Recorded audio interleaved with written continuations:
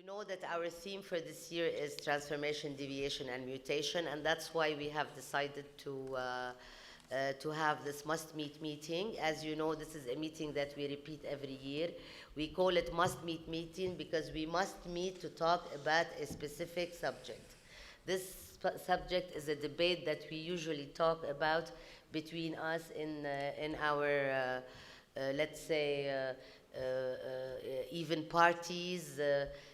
These are issues that we discussed. Last year was the issue of content of engaged films that do not see the light and do not see neither box offices or are only not covered by journalists. This year it's different.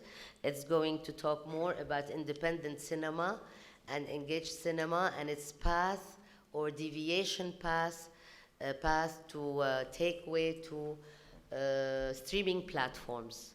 And if we want to be, to take the terminology, we could say the OTT, which is will be explained a bit later. So streaming platforms, you all know what it is. So this is the grand title of the debate, and we have also many questions that we would ask you, each one in their profession. So now I think Ihab would like to say something in Arabic. أنا معلش بدي أحكي بالعربي. أول شيء بدي أرحب بالضيوف وبدي أرحب بالأصدقاء والمنتجين وتحديداً الأستاذ طلال عواملة والأستاذ طارق أبو اللغد والحضور والأستاذة كرم لأنها هي من الفريق تاعنا بس هلأ هي جاي ضيفة. اللي كنت بدي أقوله أنا إنه مش عارف اللي بدي أقوله إنه إحنا المشروع تاعنا إحنا هلا السنة 13 في موضوع السينما وعم نتابع السينما بشكل حثيث وكل الأشياء اللي بتحصل موجودة في المنطقة وتحديداً الاقتصادات الأساسية وتحولات الاقتصادات بعد كوفيد. فالفكرة الأساسية كانت عندنا هون إحنا في المشروع إنه كيف نحكي عن التحولات في السينما من خلال الاقتصادات والإنتاج وتحديداً إنه جربنا موضوع المنصات اللي هي بين قوسين منصات الخاصة بالسينما في فترة الكورونا وإحنا كان عندنا منصة خاصة بكرامة وشفنا رصدنا قديش كمية التفاعل وكيف الإنسان تحول للأونلاين وكيف إحنا بنرجع الناس من الأونلاين للسينما ففي بحث طويل حول موضوع التحولات فكان الأساس إنه نرجع نبحث في التحولات الموجودة في السينما من خلال التحولات الاقتصادية.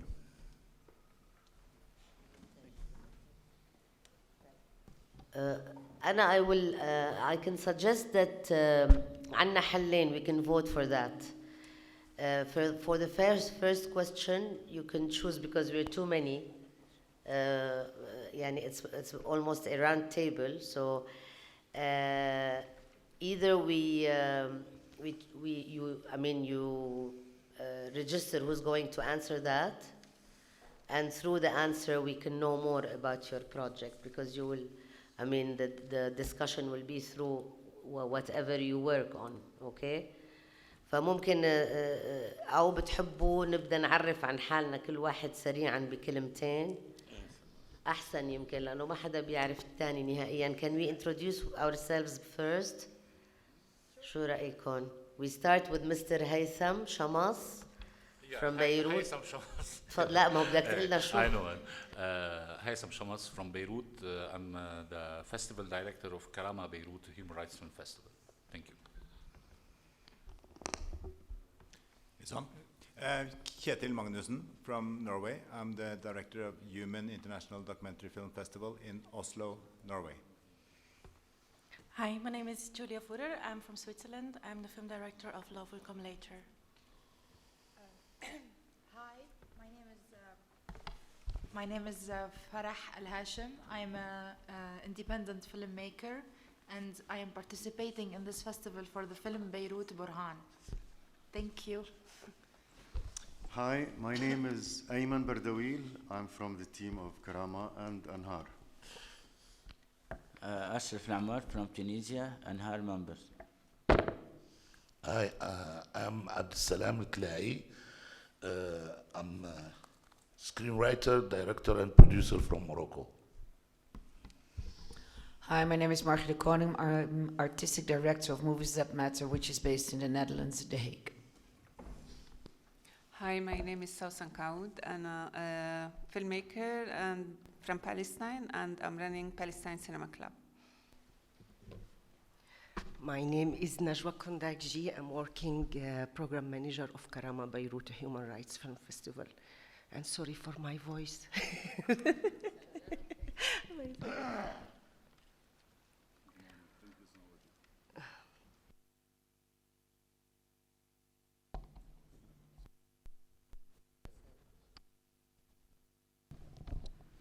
Hi, I'm Tarek Abulghud. I operate an OTT platform called Istikana and an independent film cinema house in Jordan called The Rainbow Cinema.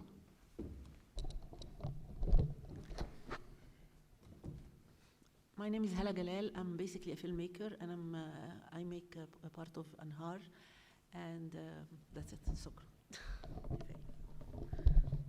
أنا إيهاب الخطيب مخرج سينما والارتستيك دايركتور لمهرجان كرامة عمان. مرحبا، أشرف الشكعة من كرامة الأردن وأنهار the Arab Network for Human Rights Films. Sausan Darwaza, producer, director, and work in film festival. But I wanted to know more. We'll talk more about it. Not only your name. I wanted to know where is your direction, because you have Ayman Bardawil is a media expert. Haytham is a filmmaker and a teacher, professor at the university. Hala is a producer and was the director of a caravan festival between Alexandria, Jordan, and other cities, and also a screenplay director. Ashraf is a media expert and also works in, let's say, strategizing cultural streams and planning. So, أهلا وسهلا. أنا طلال عدنان عواملي بروديوسر من أرب تلميديا جروب بالأردن. شو أحكي؟ بنسوي مسلسلات وأفلام and we're launching an OTT platform very soon إن شاء الله. Hello everyone.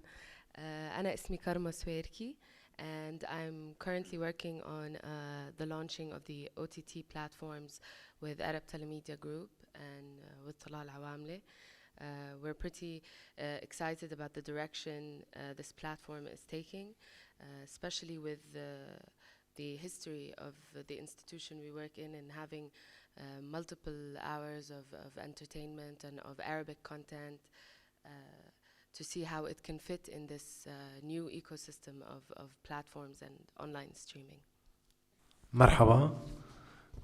My name is Ayed Nab'a. I am a filmmaker and producer and part of Karama Film Festival. اسمي محمد إدومو. أنا من موريتانيا، شاعر ومخرج أفلام وثائقية ومدير الفني لمهرجان لأفلام حقوق الإنسان. Hello, my name is Rabi Eid. I'm from Palestine.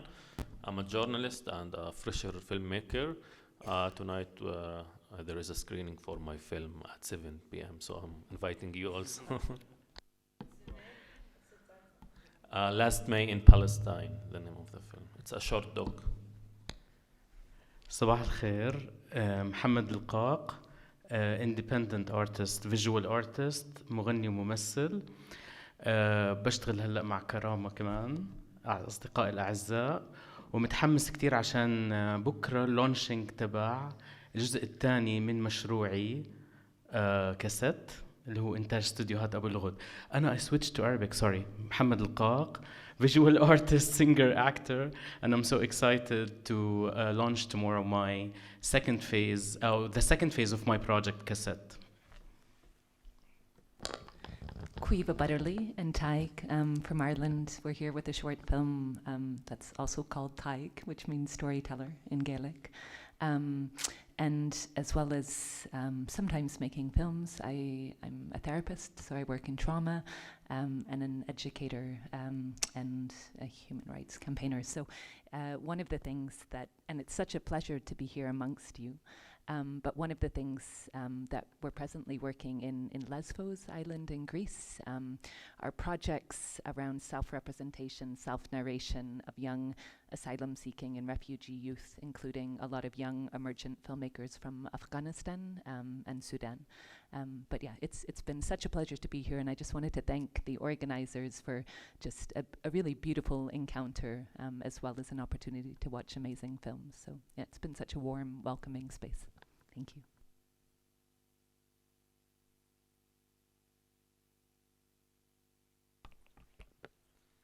صباح الخير، اسمي عادل عبد المجيد، مخرج من كردستان العراق.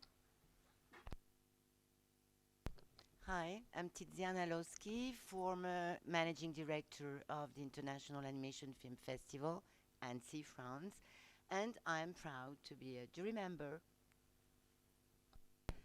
Good morning, Rachel Vizien. I've been running the French Institute, like the cultural section, for around 10 years in Jordan, and I witnessed the first editions of Karama Film Festival. And I'm back to France since 5 years, and I launched my production company, and I also have a film screened that will screen tonight at the Rainbow at 6:30. Thank you. Hello, I'm Nikola from Croatia. I'm here with short feature Marko. I'm executive producer and assistant director with Jaka Produkcija, with my colleague Jure Bušić. Yeah, hello, and I'm Jure Bušić. We are both from Croatia. We have our independent production company, Jaka Produkcija. We have here our film Marko, and we are very happy that we'll be part of this festival. And also we produce fiction, animation, and documentary projects in Croatia. So that's it.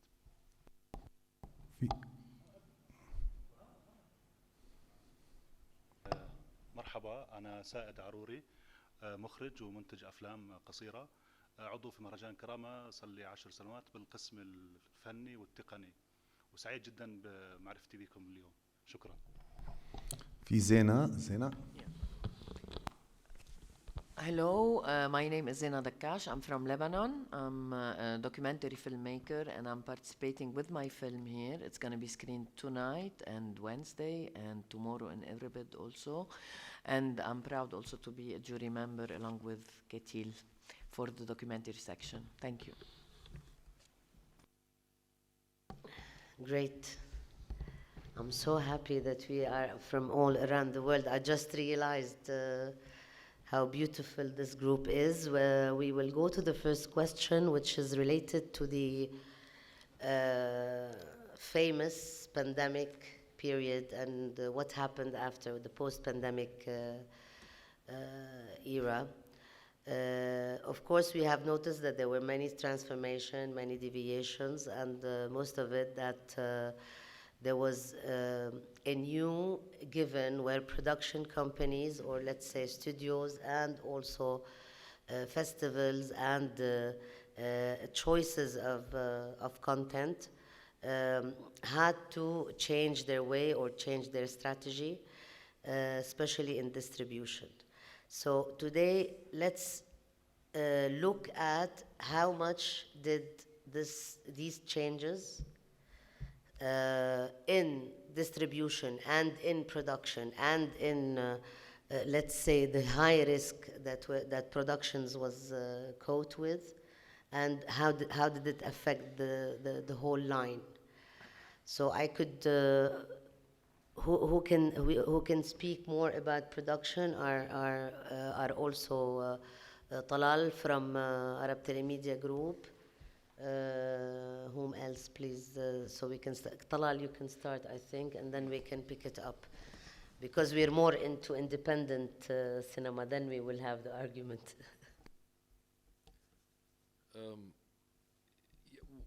When I read this, it's really a very, very, very, very big questions, actually, and I'm not sure how much time do we have. I think we can talk about this for weeks, actually, not an hour or two. Yani, let's start with Karama. Karama is a big word in every language. You know, Karama means life to everyone, because يعني تدخل بكل شيء بحياة الإنسان. فيعني هي كلمة صعبة صراحة و very very controversial. هذا لما بنحكي على independent movies تبع the human rights with the platforms and with هذا we really need to talk about the ecosystem بشكل عام.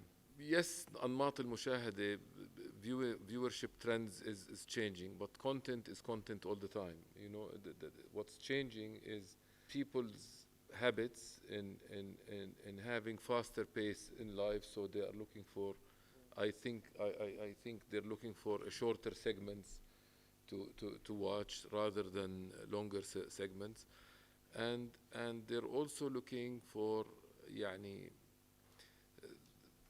the video on demand also, because the time, you know, scheduled television is getting weaker and weaker as everybody's again so busy and you cannot really schedule your time. In France, Netflix went the opposite. After going to video on demand, they came back to scheduled television because they think people can be lazy sometimes and they just want to go watch TV regardless what it is. So it's all يعني controversial, and there is no one good model that we think it's gonna prevail or conquer every viewership.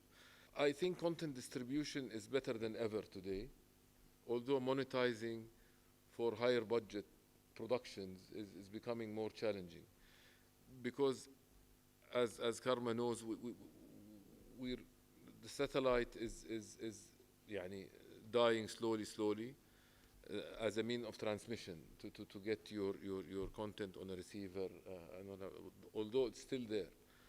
If you want to talk about the VOD platforms, there is two models that are today are يعني fighting each other: the subscription-based one and the advertising-based one.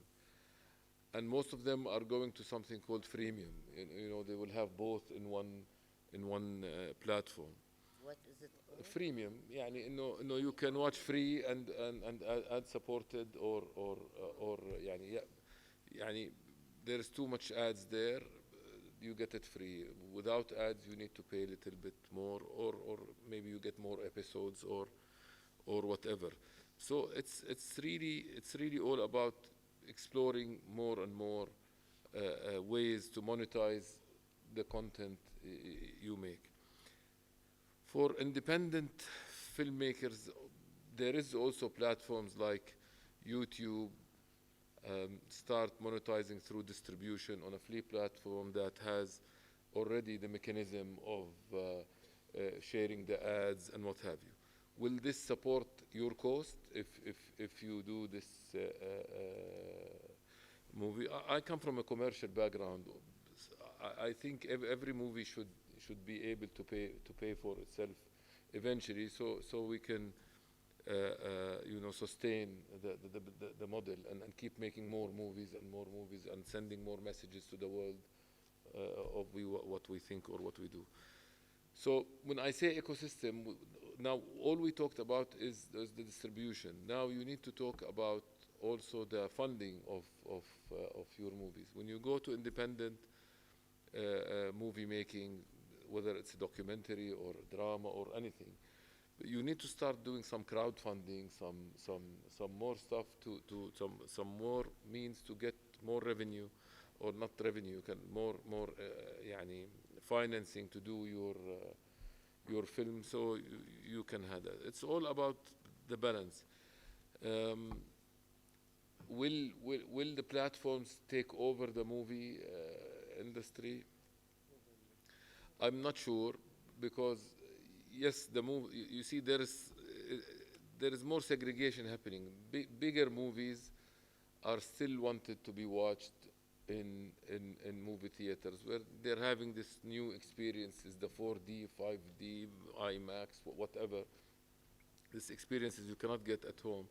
But you need to go watch bigger movies like Marvel movies, Avatars is happening now. So it's nice to get the experience in the movie theater, meet people or not. Again, smaller movies are more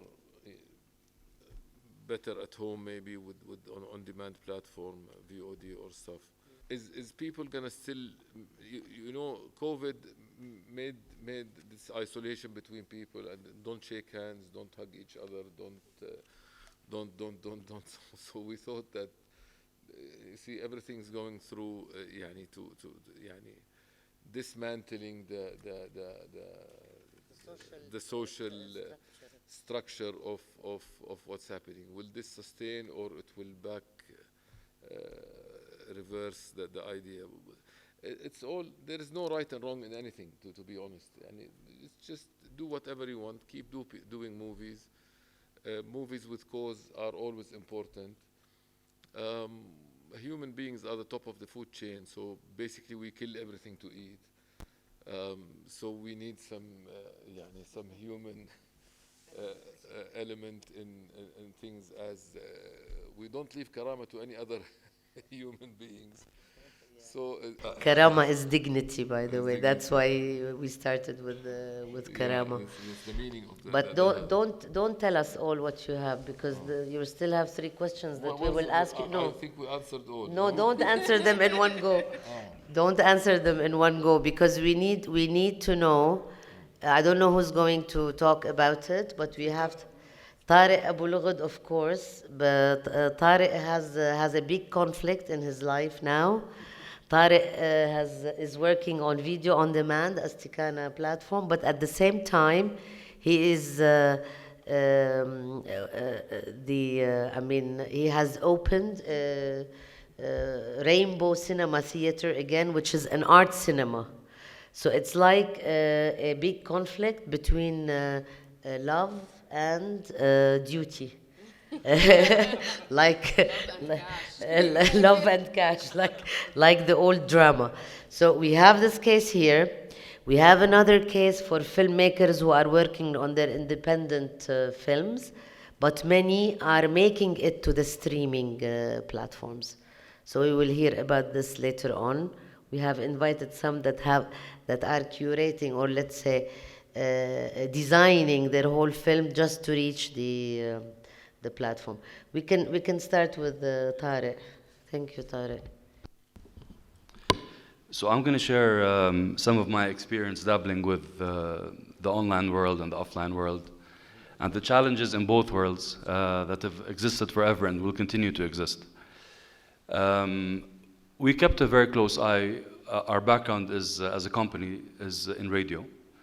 And radio's history started out as a broadcast platform, and over the years turned into a very narrowcasted platform. So you had specific stations for rock, for pop, for classical, for other genres. And the history of television also taught us the same lesson, that we had the big stations that played everything all day at different time slots. And over time, this broadcast turned into narrowcast. So you had specialized TV stations, history channels, animal channels, baby channels, and everything in between. And I think for platforms, we think the trend is going to be similar. You have the very big, the all-encompassing, the general platforms that play everything, and the wide spectrum. But I think the opportunity will arise for smaller platforms to be very specific and very specialized in specific genres. So as Istikana, as the platform we founded back in 2011, it was, I think, a little bit too early on.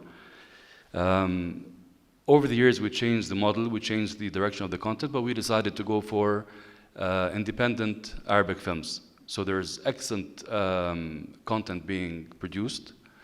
There aren't enough outlets that cater to delivering this content to viewers. And we found our niche that is a lot smaller than the more general platforms, in those that like and appreciate independent films. As Talal said, we are a content-driven platform. And we do as well as the content we bring onto the platform. So this hasn't changed much in radio, in television, in cinema, and on OTT platforms. You're as good as your content is. But I think the change we realized since COVID is that maybe because of the consumption of content globally on the likes of Netflix, people became more open to consuming alternative, uncomfortable genres than what they're used to. So today we're watching on Netflix, for example, content without the stars that historically drove us to cinema theaters. We're consuming content in languages we don't understand, but it's the topics that are creating this global experience. We all want the action, the drama, the emotional aspect of the content, and this I think has helped a lot the independent film genre to progress. So when we reflected what we thought was the appetite for people to consume different kinds of content in the cinema theaters, physically at the Rainbow Theatre, we're realizing that there is a market for independent films. It's, yes, a lot smaller, it's more challenging, but it's a very dedicated following. And I think the independent films will continue to grow because people have gotten accustomed to watching the non-commercial, the non-mainstream kind of content. It's not satisfying as it used to be, unless it's a huge production like I was saying, Marvel or the Disneys of the world, and there's few and they're not very common. So that's it in a nutshell. So these are important information. بعتقد إنه هي معلومات مهمة كتير لازم نعرفها. ليه؟ لأنه if we have plans, who has a challenge now distributing their films, and where I thought that Farah would like to say something. I swear. Farah is coming from Kuwait and living between London and between Paris and Beirut. خبرينا أستاذة شوي. يلا. I have a crisis with this because I produce my own content, and I do have a questions for all the distributors here. And if you can tell your cousins working in Netflix and your second cousins working in Hulu Plus, why don't you have an option button in the websites, submit your film with all the information clear, as crystal clear, so we can remove this stress of sending our films, and then there should be whatever that may be, a selection committee based on the subject of the film, based on the nationality, the idea. Maybe you can buy our rights for a day or two or a week, depending on your budget, and we can prepare the preparation of promoting for the film. Hey guys, my movie will screen in Netflix for 48 hours, watch it now, to collect at least views as possible. I think this would give us more time to worry about producing films than to worry about what happens after we produce them. I have been shooting films using my iPhone for the past 10 years. And I would like to dedicate, I don't know where, I love you, Apple, Mac, you guys are amazing. The idea of shifting from 720 resolution to 1080 to 4K in an iPhone, I mean, this is fantastic for us. And yes, I do struggle to show my movies. That's why I always do like Alfred Hitchcock and Godard used to do in the 60s and 50s, where I rent a movie theater from my own pocket. I stand by the door and I scream, by the way, there is a movie happening. And I talk to journalists, and it's all, what do you call it, like mouth-to-mouth, like promotion. Yes, so this is good, it's succeeding. I am building my reputation, and I'm speaking not only on behalf of myself, on behalf of filmmakers next to me and in Beirut and in Paris, that truly we struggle. We struggle to at least send our films. There's no even a contact button in a Shahid, for example. Like it doesn't exist. And Netflix doesn't speak to us. We don't exist unless we have a production company. And some festivals in the Arab world also, not all festivals, only focus on movies produced by Afaq or Doha Film. And we are lost in between. So what happens to us? I will never stop making movies, because if I stop, I will stop breathing. This is who I am as an artist, True, I have to think in a financial way. Successfully, luckily, thank God, but slowly I was able to refund the money that I've spent from my first film, Breakfast in Beirut, that was shot without audio equipment. I didn't have microphones back then. Literally, I had a tripod and a camera, 7D Canon, that shot like shit. Sorry, excuse my French. And I was in the street I didn't have a permit to shoot in Beirut, considering that everywhere you shoot is not permitted. So this movie, we submitted it to the Ministry of Culture back then, and we received funding. But it's like a case by case that you have to do the entire marathon repeatedly. And I'm getting older and tired, honestly. And I do believe, hopefully, that in the future, if you give us at least the freedom to submit, just put the film there and you can check it out and tell me, okay, Farah, your movie is a little bit political sensitive, let's say. We can offer you 3-day trial in our distribution, in our website, streaming. We can buy your rights and you do it. And if you get more views, we will keep it. It's like I have recently, for example, I don't know if you've known about this. There is a platform called shashamovies.com. It's made by independent filmmakers in London. They mainly distribute film from Africa for African filmmakers, North African, Sudan, Yemen, Asia, Middle East, Morocco, Tunis. And I've shown my film Breakfast in Beirut for 2 months. And they gave me like a small budget. They bought the film for a 2-month period. And my job was to spread it out like fire on social media. It's true, we use YouTube and Instagram and Twitter all the time, but it's not enough. People will take us seriously more if we have an actual professional platform other than YouTube. I have no problem being a YouTuber, filmmaker. That's a great thing. But I would really like to expand because, for example, when I showed my movies in Beirut, 60-year-old people came to watch my film. I don't فرح ما تجاوبي أسئلتك خلي حدا تاني يجاوبك يتحدثي. If I may intervene for 1 minute. I've been working on this project of OTT platforms for 2 years now, which is not a very long time. And also the project itself and the format itself is new. I mean, Istikana is a little bit older than us, a lot older than us, and a very big risk that he took that we admire. However, I want to talk about the idea of the word independent cinema. This word has become a way of segregating yourself. You segregate yourself from other films as if independent cinema cannot compete with the commercial work, and that is not true. You will not find a button that says independent. You will find a button that says contact us. You will find LinkedIn professionals, all of them called OTT curators. And for me, it is a tool for filmmakers, whether they are independent or commercial producers, to find the right words and the right way to use the internet. Just like you learned how to use your iPhone, you need to learn how to use the internet. YouTube and Facebook are very simple coding algorithm, and it has to do with how much budget you spend and where you go in geographically. So it's a marketing budget. It's not a budget that is huge. We're talking about $50, $100, and this gets you 1 million in return. For every $1 of marketing, you get $6 to $10 in revenue. So to start off, YouTube and Facebook used to be social media platforms for fun, for talking to your family, for connecting.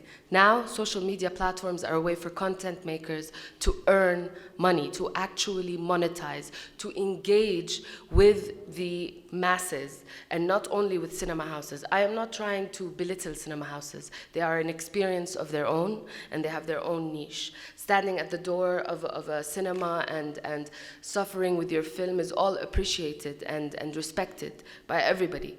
But it is time that we move forward and we strengthen ourselves and learn this tool that is the internet that would help you.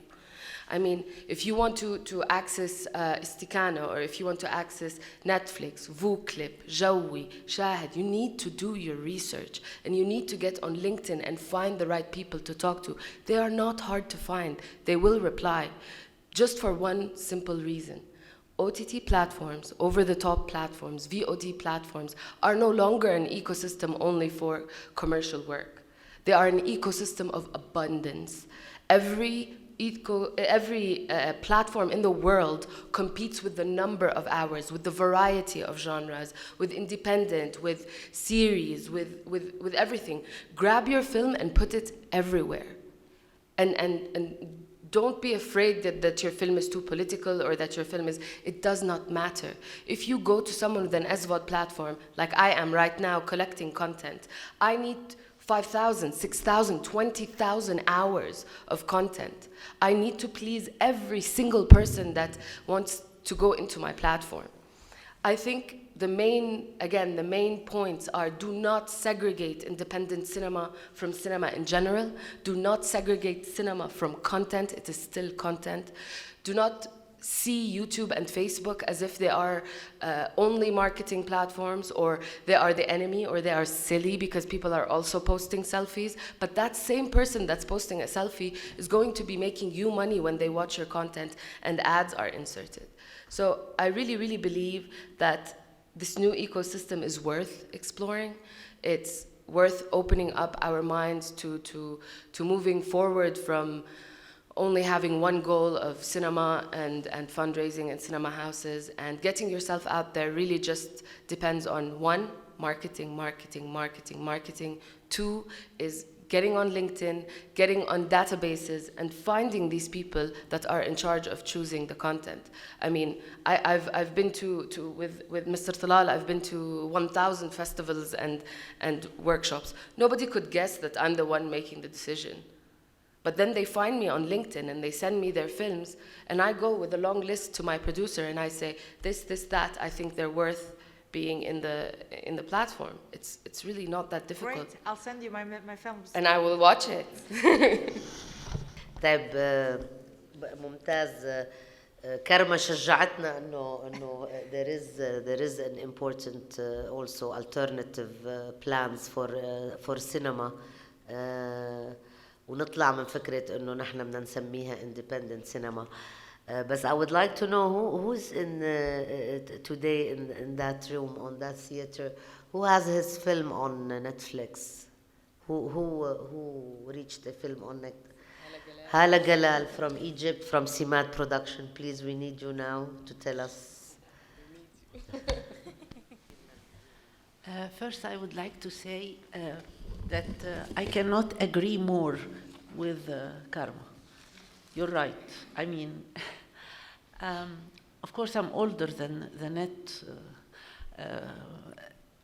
I mean, all the Facebook thing. But since I decided to work in cinema and to continue until my death, so I am following what is changing, and I'm trying to find a way to keep making films without changing my style or without destroying my nervous system. So actually I make the film the same way you do. I use small cameras, sometimes mobiles, and also I reduce the money that I need for the production because of a lot of things. There is no producers, and also there is no permits. In our country it's not easy to shoot in the street. It's very dangerous, really. We could spend years in jail if we shot something that they didn't like. So we learn to find new ways to move around. Maybe this is my personality. I don't like fights. I like to find solution. I want to make more films. And all the films that I made are, let's say, it's about human rights, but it's not without having the stigma. I don't call them like this. People might call them that, but I made film about a writer who is in exile who couldn't come back to Cairo, Baha Tahir in the years, also Adam Hanin who left the country after the defeat of the war, 67, and about women who are scared in the street of Cairo, and all the way I was searching how I can really tell the stories of things that I really care about without putting a stigma. And then I made a big mistake. I built a platform, I call it Supporting Independent Cinema in Egypt. And it went very well, like 20 years in Cairo, and we closed because of all the things that you hear in the news after 20 years. But it creates something that I like, new voices of new fellows that didn't have at all a chance to make films in Egypt before, because they have to follow the syndicate, the Institute for Cinema. So we break this, and I'm so proud, but I will never do this again. Now I am trying to make films that I like. I hope that the people like it.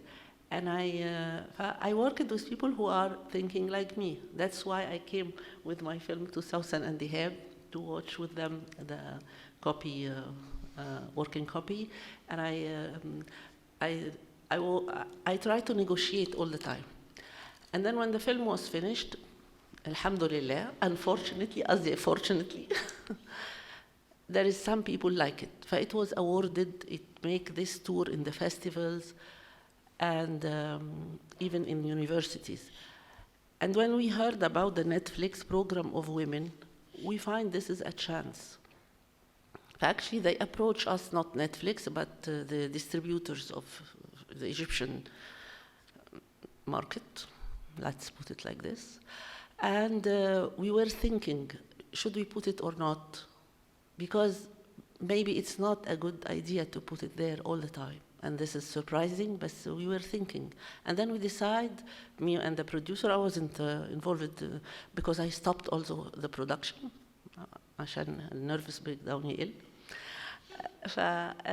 And I told her, yeah, let's put it there, because for me, it will be better if a lot of people see it. She was calculating if this will bring her money or not, because of course she didn't gain money from the film until 5 years. And that's why she's a very brave producer, I have to say. Now she's gaining a lot of money of the film, and I'm very happy that she is gaining this money because she deserves it.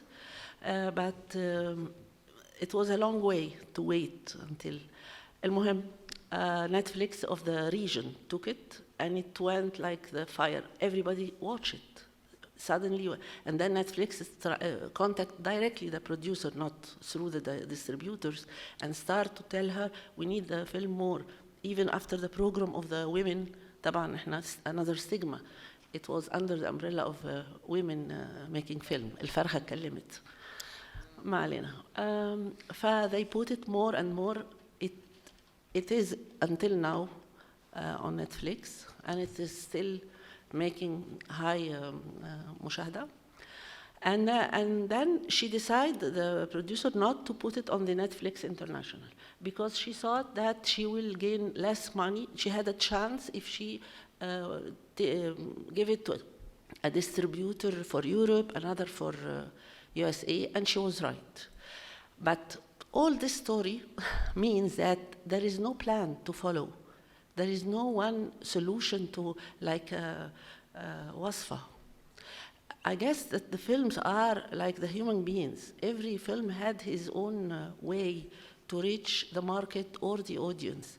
And also, we as a filmmaker, I'm talking about myself, I cannot really make film for the audience. I don't think of the audience when I'm making the film. I'm thinking to talk to the audience like what I'm doing now. I just put my thought and my feelings on the screen and pray that they like it. But I cannot make films for them, I'm sorry.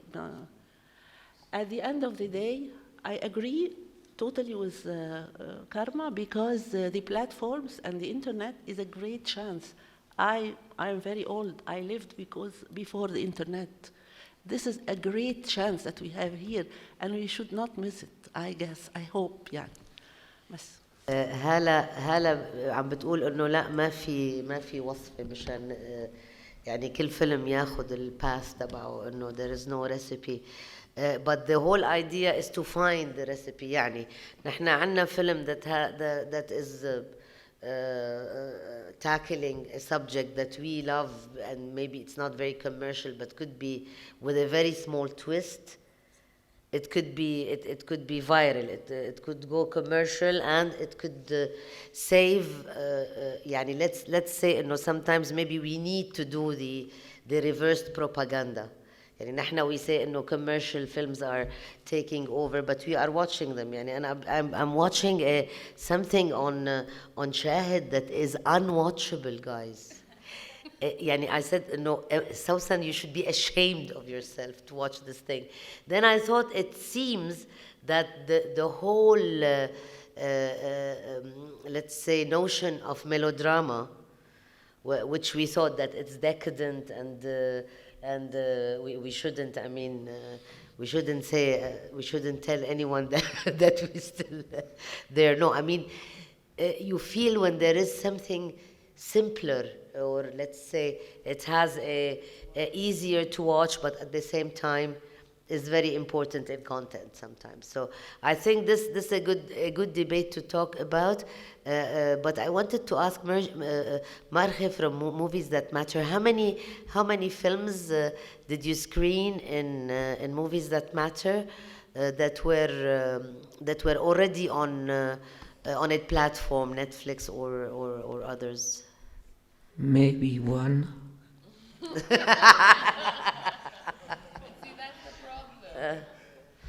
What we do, I just wanted to correct a little bit. I'm in the jury of the fiction, by the way. I'm very honored to be here.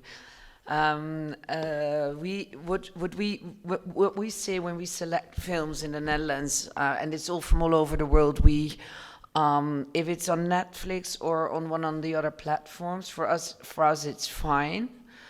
But we obviously also like premieres and world premieres, and we had, for instance, 2 years ago, one film which going to go on a platform in the States, and they were so extremely nervous about our technical system that it would be wrecked before it was shown.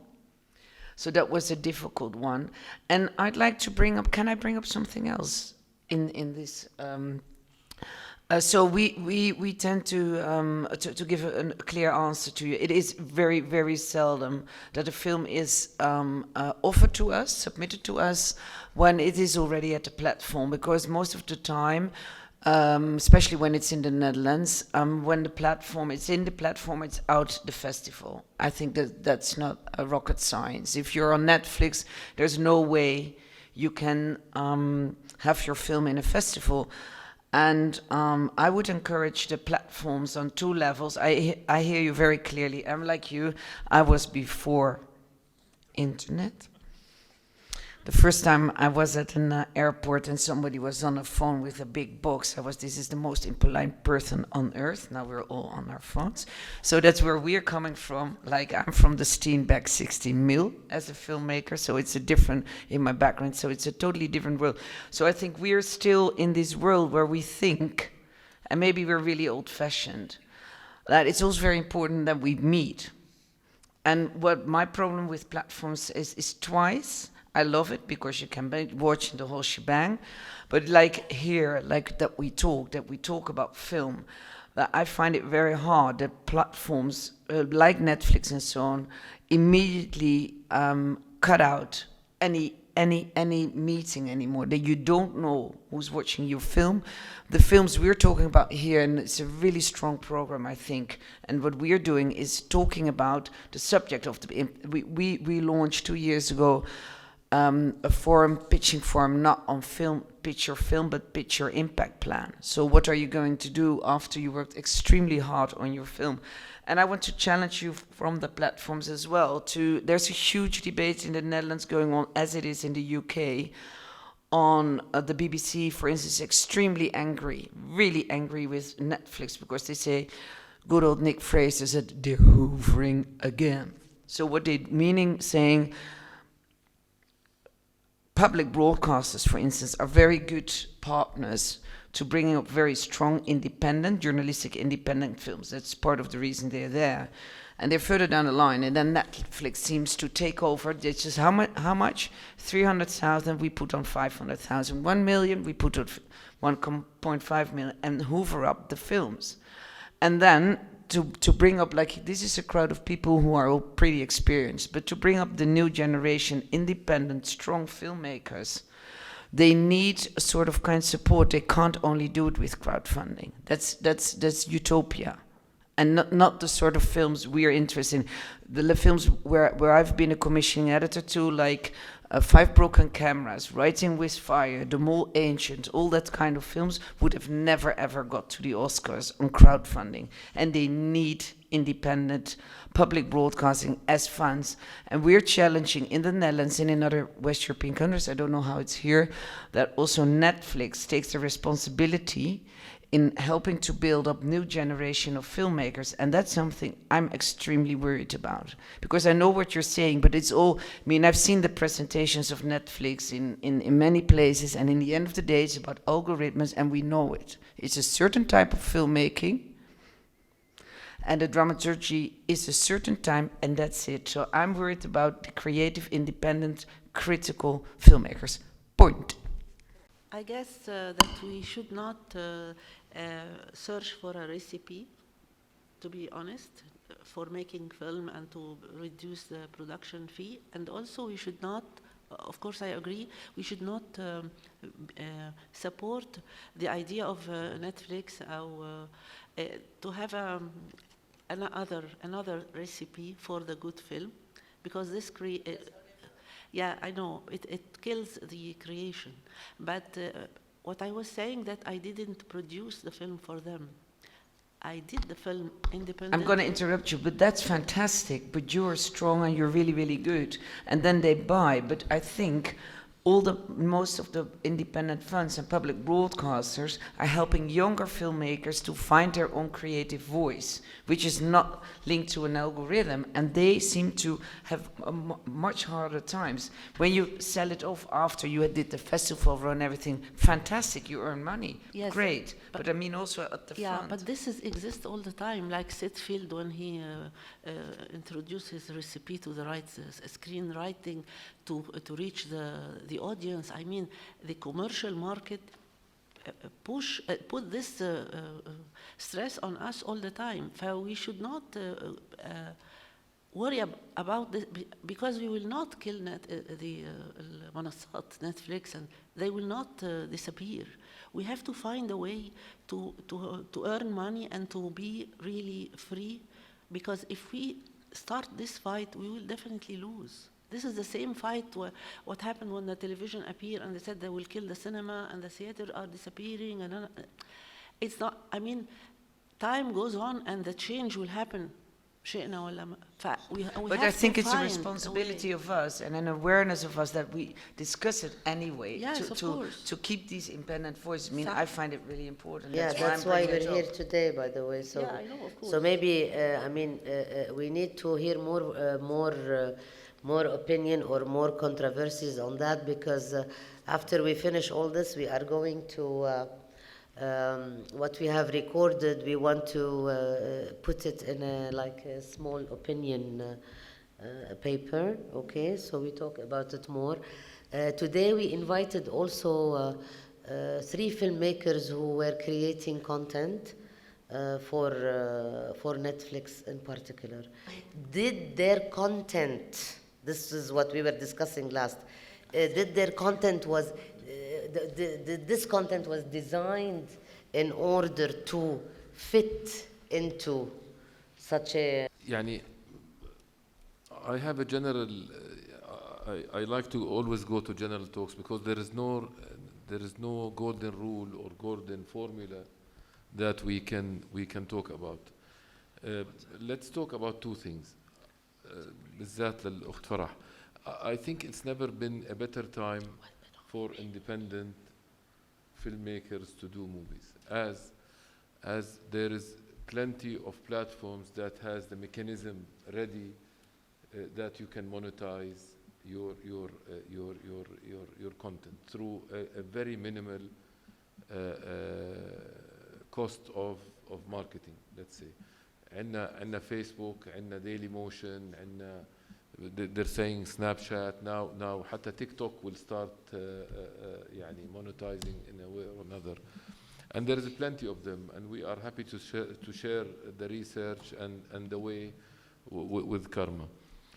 And the next thing I wanted to say is there is also another platform that's all about crowdfunding that needs a little bit of marketing that can get it. Maybe it won't get you millions, but it will get you something that will help the budget of your movies, no matter how it was bigger or smaller. You need always to work harder, smarter to get your job done. It's not only about doing a good film.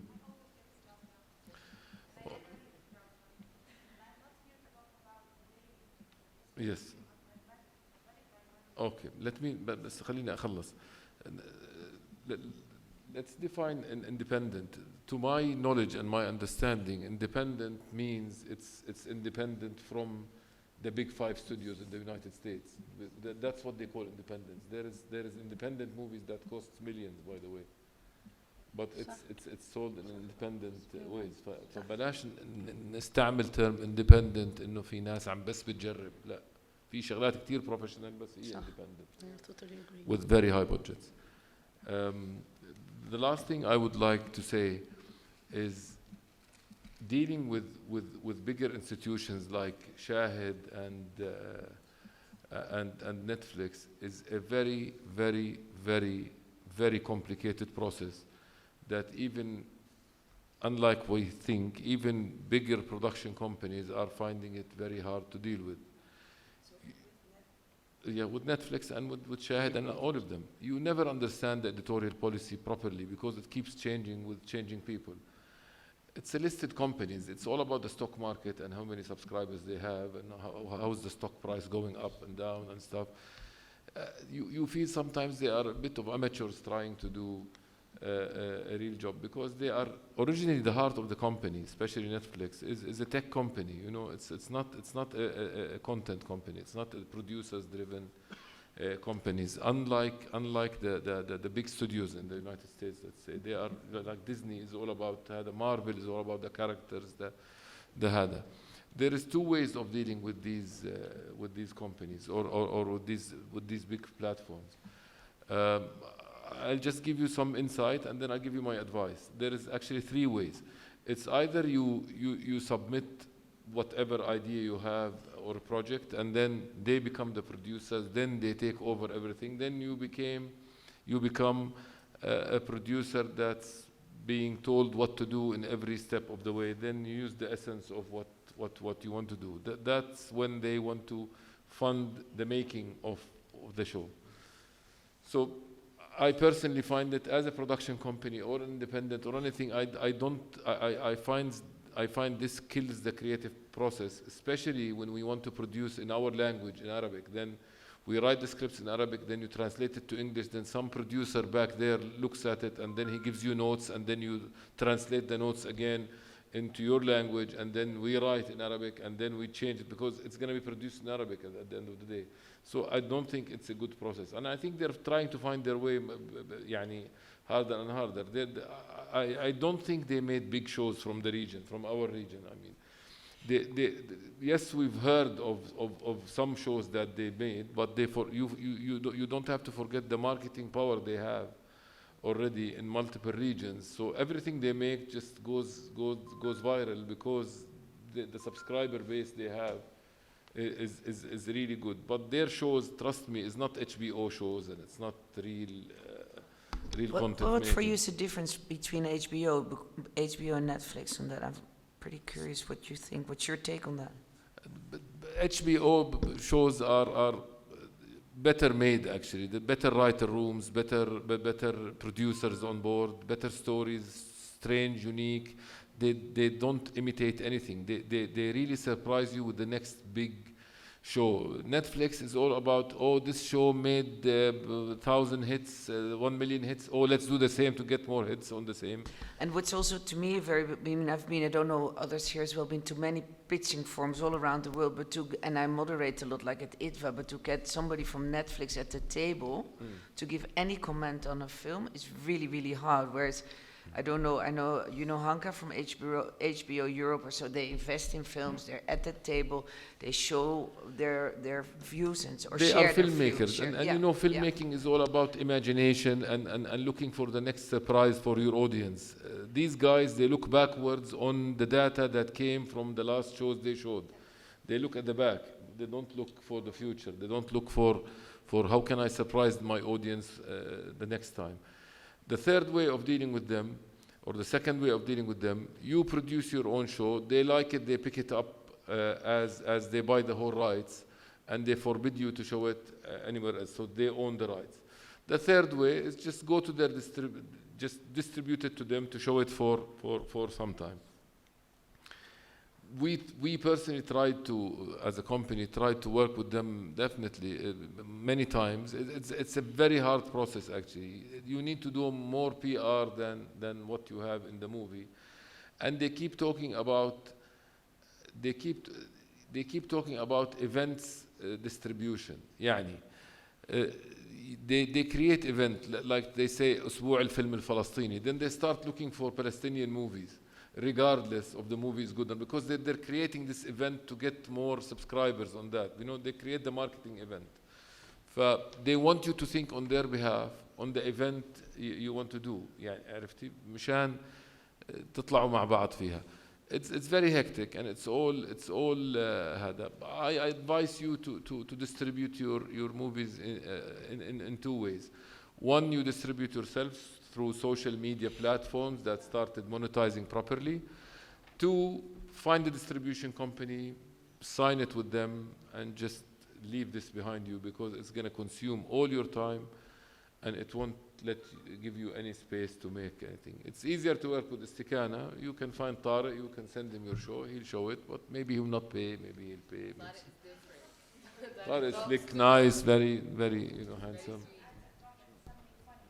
لحظة ما عم نسمعك، بس في شغلة بدي أقول لك إياها غادة. في حدا نسله غادة الفرح، في سوسن قاعود بدها تقول شغلة بالموضوع، بس أعطيها لحظة. سوسن قاعود تفضلي. Hi everyone. I just want to share my experience about the platforms. When I did my first feature documentary, I started in 2005. At that time, I just want to do the film. I didn't thought about where and how, and so I focused for 3 years and got some grants, funding. So I learned from this experience how the market is. And I was so lucky in 2008, the name of the film is A Good Samaritan. I was so lucky in 2008 that I pitched the idea to NBC, and I won a grant. But I didn't know the details of the grant, to be honest. So they give me good money to continue the film, and I signed a contract that the film will be on Shahid, which is a very famous platform, for 5 years. When I finished the film was on Shahid for 5 years. Everyone saw the film, and I was so happy that, okay, this is my first feature documentary, and it was shown at Shahid for 5 years. But I felt boring in a way, because I want to go out from this platform. I need to show it in film festivals, I need to do something else, but I couldn't do that. You know, this is how, sometimes you feel this is fair, this is not fair. What I want to say, I learned 2 things. Study the market, and I believe I have to go with my feeling. I don't have rules in doing and marketing. I just wanted to try everything. And I think I still learning after 20 years, I still learning how to, and where to go.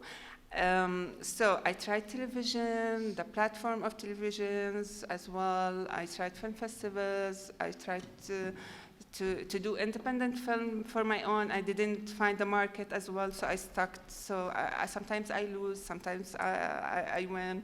So this is, I think, the struggle of life. How do we create our films if we want to be independent, to be honest, and to have this freedom? So in order to have this freedom, you pay for this freedom. So for now, I'm willing to go back to platform after this long time. Yeah, I can say that because I love the experience, because I felt relaxed. There is someone else who taking care of this film, and I want it to be shown as well. And I feel sometimes tired from running from place to another, and I want to do another film and film and film. You know? It's only the Good Samaritan is your only film that went into platforms, or how many films? No, this was now I have so many films and platforms at Al Jazeera platform, for example. Yes, but at that time, 2008, it was a Good Samaritan, and it was I think at that time no one have this access as well. So I think I was lucky. And I think I was known to other filmmakers, and it opens for me links to be known to the world and to the markets. So I think it's good opportunity, but you have to think what you want to do really. And it was a different time. Yes. Thank you, Sousan. We have سألت سؤال قبل شوي إنه we wanted to know what was the experience of the young film writers and directors who were going to meet with Netflix and other streaming platforms. So I was waiting for Zaid. Zaid was a little bit. This is Zaid Bqain. So I wanted to hear about his experience. Zaid is also a young film director, editor, and DOP at the same time. And he has prepared a new experience and you were pitching it just 3 days ago. Can you tell us, please, about it? Yeah, okay. Hi, everyone. My name is Zaid. And we've been preparing for this TV series, or limited series. It's 6 to 8 episodes. And it's a courtroom drama, and as well as a crime thriller. So we've been selected in the Halaqat program at the Royal Film Commission of Jordan. And throughout that year, we went through various stages of pre-production in order to develop the story further, go into a Bible, an outline, and all of that. And then we received a small grant to produce like a promotional video for the series. And a couple of days ago, we just had an event where a lot of platforms, VOD platforms, and as well as regional production companies and producers, they arrived to Jordan to listen to our pitches, and we presented our films. It went really well, although because of the nature of the pitching process, it was more like a speed pitching where we had like 22 companies and we had to sit only for 5 minutes with each company.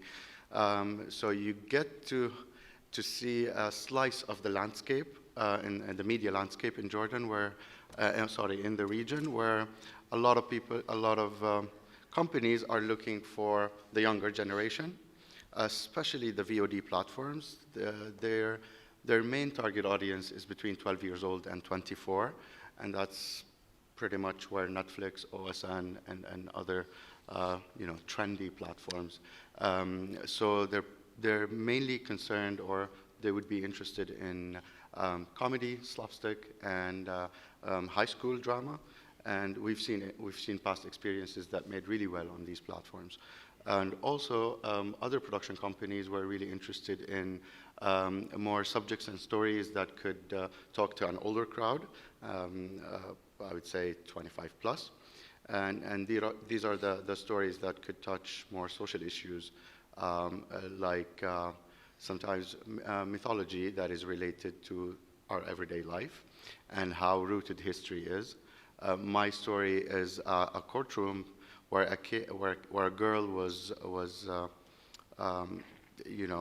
her family prosecuted a religious figure, a spiritual healer, and a doctor, a psychiatrist who allegedly prescribed her lethal medications. So it was a topic that touched a lot of people, and I heard a lot of positive feedback. And now, because this is my first experience in writing for TV as a series, to me it's still an overwhelming experience because you hear a lot of different reactions. Some people love it, some people say we're not interested, we want to do Bedouin, or we want to do historic pieces, and we're not interested in that. You gotta be tough in taking it, and developing a thick skin is a good way to navigate. And also, sometimes you need to take a leap of faith if you believe your story will resonate well and you believe in crafting it really well to an audience. I think everybody would agree on a good story. Now, having it produced by them or not, that's a different thing, but a good story is a good story that could resonate with a large demographic. So that was my experience. We're hoping, hopefully, after the holidays, we'll be hearing a follow-up, or we'll be following up with the production companies that showed some interest in that. So that was my brief experience in writing for TV series, and yeah. Thank you. Shukran, Zaid. Yes, you can say something, please. Okay. Hello, everyone. I just want to reflect, try to summarize the discussion. It's not new, you know. It's a philosophical discussion to me. It's about marketplace, right? It's the rule of the marketplace, and we have different opinions. What is scary for me is the attitude in the discussion that the likes of Netflix is the ecosystem. They are not. They are part of the ecosystem. Of course, they have, you know, the kind of monopoly power, but for content to reach to this platform, there is a very long process of academia, education. I totally disagree that every film has to make money, and it's meant to make money and sustain itself, because, you know, again, I said this is very philosophical discussion for me. Then Van Gogh should be out of business and John Key shouldn't write. So again, I'm talking from a film festival point of view. This is our role, is to bring people forward, to push them, to encourage them, you know, to look for young filmmakers that, yes, they will not make money, but, you know, they're gonna move forward in their career. You know, again, we're living, I know this is since our modern times, you know, the production and this dilemma has been going on, but we're living in a very strange era, you know, when we have a man buying a company, $44 billion that's worth maybe less than 20% of that, and he's just running a vote, shall I be on the top of the company or not? It's like absolute nonsense. It's a very savage era of consumerism, and the likes of Farah, I have all the love and empathy with you, you know, they have to exist. They make money or they don't make money, they don't capitalize on the fabulous platforms or not, it could be their choice. And I'm talking from my experience. I did a film, self-funded, took me for ages. I don't want to be a filmmaker, I don't care about it. I just made the film, I'm very happy with it. Of course, that's not how you build up industry, and that's not the right model, but we have to understand and we have to agree, we like it or not, the likes of Netflix are of course driving the market dynamics and the marketplace, but they are not the entire ecosystem.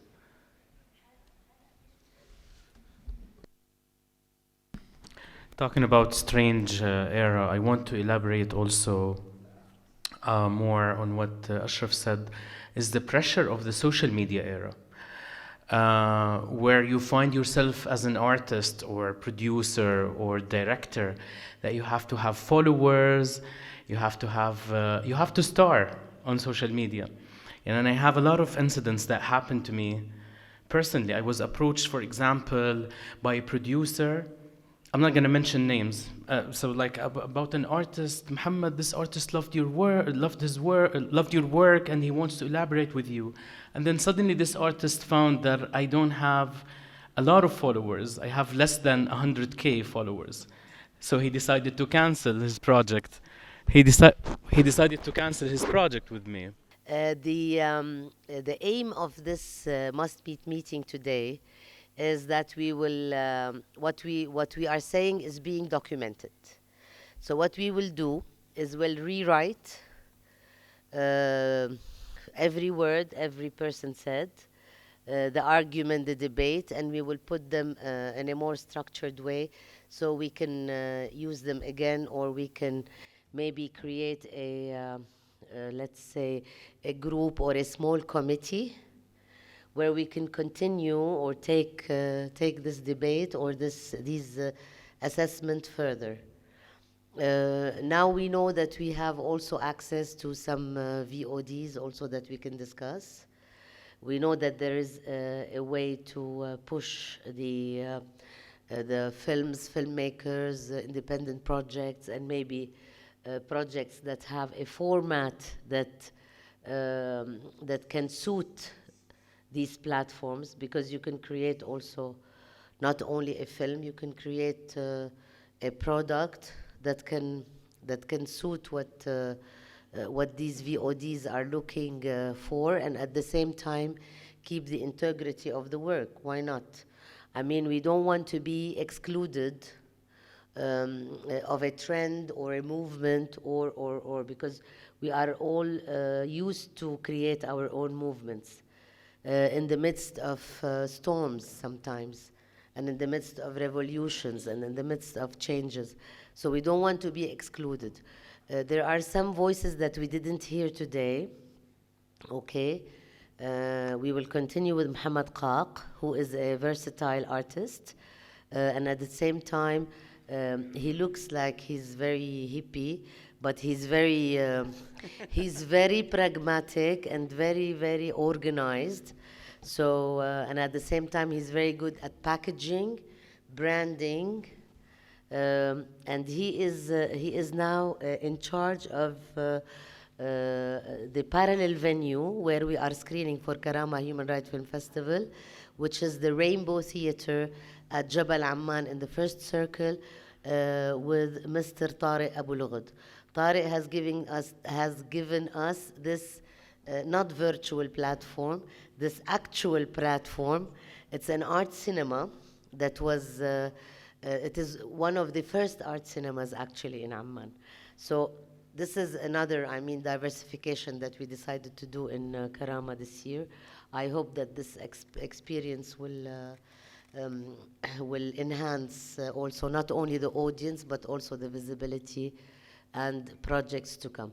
So we continue with you. Then I'd like to hear the Croatian experience on VODs, and also Rachel, if you have something to say as a producer that is related to the market, so maybe we can come back to you. Ketil, if you have an idea to tell us, please, let's go. I mean, we start here and then we continue with Ketil, Julie. Haysam, you said that this is the most interesting must-meet meeting session we had, so we'd like to hear your opinion also. And we'll just, I mean, have turns and go. Karma from the OTT platform expertise was just saying now off the record that maybe she can try to market a category of films that we usually do, and especially the Arab Film Network category. So we will talk about it more later on. But I think we have some nice results from this meeting. Muhammad. I'm kind of worried now about the hipster look stereotype. Oh God. So I was elaborating actually on what Ashraf said about the struggle era and about starring online. I'm not sure if it's a struggle actually or a challenge, but I mean, like I have a couple or 3 incidents that happened to me as a content creator online. One of them is actually I was approached by a producer who is producing for an artist. I'm not going to mention a name, of course. And this artist saw my work, and he was like, oh my God, I want this guy to be with me. And then when he checked my profile, I have like, on Instagram, I have 16,000 followers, which is apparently not a big number nowadays for Instagram. So when he saw the number of the followers, he was like, no, I'm looking for people with 500K and above. So I lost actually this project while I actually like this artist so much. Another thing that happened, I was approached by an organization, I also not gonna mention names, that they said, Muhammad, we love your work, we really want to work with you. Can you get verified on Instagram with the blue tick? I was like, what the hell? يعني معقول يعني ايش احنا بنحكي بالعربي هزلت يعني انه and I was really upset at that time. So apparently in English alas. Alas. So apparently يعني and then also I was also working on a show that never happened, unfortunately. And I was advised by the producer, she said actually, a lot of producers, for them it's sexier to be, to have a lot of followers and have all that glamour online, which is really, I'm not sure if I think it's a challenge. And anyways, I'm working on on marketing my channels, the YouTube, the Instagram, TikTok, because a lot of people keep telling me like your content is very TikToker. So it's a pressure, but yet it's a challenge. But I thought maybe just say that out loud here, because it's very important for everyone, honestly, to be online. And I think it's too late to go back. Thank you, Muhammad. Needless to say that Muhammad was one of the first who created, he was a blogger and he created what do we call Khubbeze, no, what do we call this? A blog. It was a video He created a blog called Khubbeze. Khubbeze means a kind of green salad that we eat with bread ourselves, okay? And it's usually done in villages, but it is very loved by the Arabs, especially from the Levant area.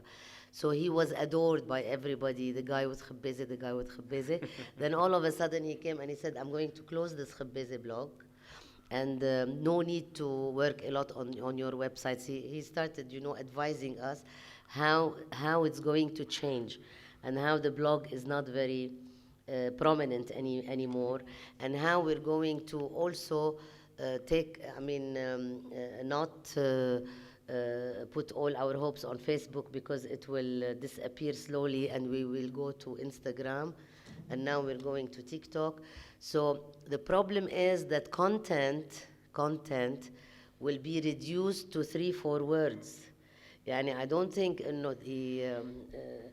the assimilation and the of human mind, yani of big content or discussion can be reduced to 3-4 words, or what is this? This is طبعا a completely different argument, but I wanted to give more background about Muhammad. So we go to Croatia. Hello to all, I'm Jure from Croatia. So just shortly in the beginning, Croatia is a small country, so we have less than 4 million people. So that's when you have a small country, then it's also a small market, and it's not easy to fund films, especially on Croatian language, because people don't understand so much Croatian language. So for us, in the last period is always some way to try to co-produce with countries in our region, and to create some stories and films that are connected between the countries. So that's maybe some good approach to finance the films. So we have here a short fiction film, Marko. Director of the film is Marko Šantić from Croatia. And you will have a chance to watch the film today in 5 o'clock, and also tomorrow it will be in 5 o'clock, so who will be interested. with this film, we did co-production. At the end, it was co-production between Croatia, Serbia, then Slovenia, and we also had France on board. So with that kind of co-production, it was easier at the end to create a film. So from my experience, it's always is the difference what you produce at the end, what kind of content. So we, in our production company, independent production company, we produce feature films, but also short films, short fictions, short animations, documentaries, and it's always some kind of different approach. It's not the easy way. We have support of our National Film Board, Croatian Audiovisual Center in the start, and then, as I mentioned before, we try to co-produce to have a little bit better budget for the film at the end. But as I mentioned in the beginning, we are a small country and small market, so we don't have such a big production yearly. We have maybe 10 feature fiction films, some maybe 15 documentaries, and maybe some 20 till 30 short films, animated fiction and documentary films. So it's the same case of Amman and Jordan, right? Yeah, I something like this. Yeah, I think we are similar, maybe because in Amman is 4 million people, like in Croatia. So, well, this is my first time in Jordan, and really thank you for the opportunity to be here and to have a chance to show you a little bit of our Croatian way of storytelling, as you will see today in our film Marko. Here we had a lot of topics. We had a topic about how to do in COVID times. We had a topic about new streaming platforms and everything. So always in film industry is always it's not the same. Every year is something new. So that was also with COVID, but we are all in film business are used to change and to adapt and to work in the situation that it is. So it was really difficult to work in COVID times. We also had one feature fiction film that we needed to produce in COVID times, and it was also a co-production between two countries, and it was really difficult because of all the traveling and all the issue with borders and everything. It was difficult to do it, but at the end we produced that film. It was a little bit more, everything is more expensive if you do with all these tests and measures, and when you got the finance at the beginning, you didn't know for the COVID and everything, so you spent a lot of money at the end on that to produce it normally. But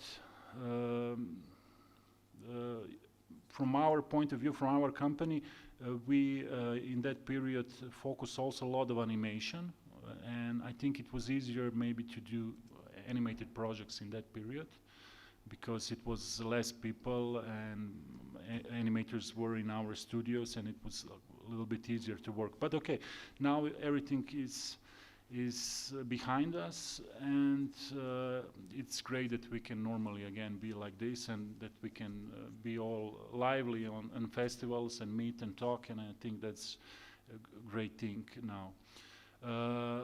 There was also a topic about the new platform, about the platforms, and there was a lot of speaking about Netflix. So we are, as I mentioned, small country, small market, so we didn't have a lot of Croatian examples that been on Netflix, just one feature fiction film, so it's not so important now for us, but maybe it will be in the future, I don't know. But we have, in the last few years, we have some new VOD platforms on the market, and a lot of TV channels also have VOD platforms now, and media also supported some new players to be on the market. And I think that is good. That is bringing something positive to our industry, and especially, from example, for short films, because, for example, as like this film Marco that is now in the festival. It was always, for the short films, before it was difficult after the festival life where it will be shown, you know. So we had maybe opportunity with televisions, but now with all these VOD platforms, all these films can have really a longer life. Films that are not commercial can be on some specialized VOD platforms, and they have a chance for a really longer distribution. So that's interesting. Thank you for your intervention. It's good to know about a place. Rachel, I want to take your permission to have an intervention from Mr. Abu Lughod, because you told me you have to leave, right? So we have to. He is the only one left from the VOD. So if we want anything from him before he leaves, we will take his card also. So please, can you? I'm sorry, I need to excuse myself. I have another appointment I need to attend to. I'm going to leave a bunch of cards with Sausan, and definitely we'll meet up tonight, I think at 10 somewhere. Somewhere in Amman. No, not somewhere. We are. All who are here are all invited to that same dinner. Yeah. So we will meet again at the dinner and talk more. Absolutely. But the thing is that you wanted to have, I mean, a specific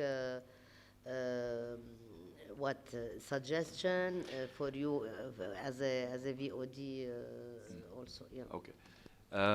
So I think in a nutshell, the way we see things is that there's never been a better time to tell a story with all the tools that are available, the phones, the cheaper equipment, accessibility to all the tools of telling a story. There's never been a better time to do the festival rounds. There's plenty. There's a lot of OTT players, a lot of suddenly content has many opportunities to be distributed and monetized.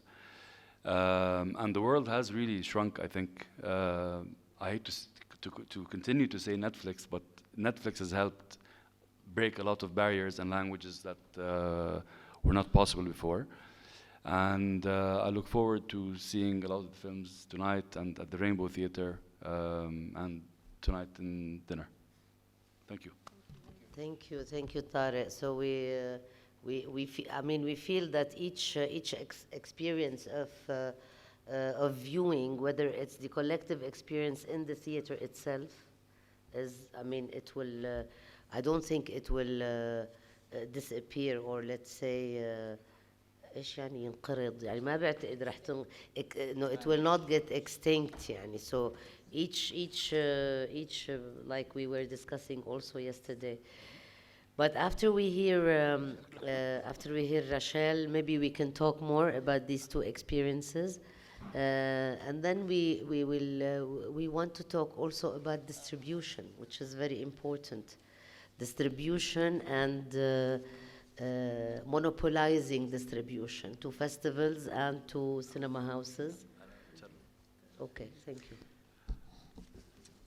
Yes, actually, what I found, like lately in France, the situation has become, the cinema field is in a crisis, let's say. I don't know if you heard that, but you know that in France there is a big cinema culture, and since the 50s we have a whole policy that actually funds cinema in all its aspects, and it defends, the cultural exception, for all this time, culture has always been something apart. It's not something that you can sell and buy like any other product. And so there is a whole policy which is actually still have been running and has been producing lots of films recognized everywhere that still win prizes all over the world. Anyway. But lately, professionals like from the independent industry, producers, distributors, have gathered and have called for what they call the general estates of cinema. So they are asking the Ministry of Culture to intervene. there are two main problems currently. Is, as you said, the COVID actually made the people not come. They didn't come back to cinemas. You know, like the number of spectators have fallen like by 30%. You know, like lately. So the whole system is being like shaken. Actually, we need commercial films, you know, in the French system to also finance independent films. So we count on these films to keep the diversity in France, in French cinema. And the other challenge on top of the COVID, no, I was thinking about Netflix and of course the platforms. There are lots of experiences that are very interesting, notably, I mean, you only Netflix cannot work, of course, this is one canal, and so there are different initiatives that happen. For instance, there is a major festival in documentaries in Lussas who decided to launch its own platform, you know, and it's a VOD platform, so you have, it's a pay-per-view, or you will have you can also have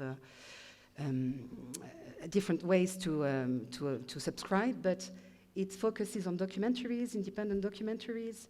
So they are having their own, they are finding their own ways also to work and to distribute films. You have different experiences I saw that were interesting. For instance, some platforms decide to launch a film only 48 hours. You choose a major film and it will be there only 48 hours. You have 1, 2 films. You focus on a film. I guess it's not that difficult to organize and to obtain.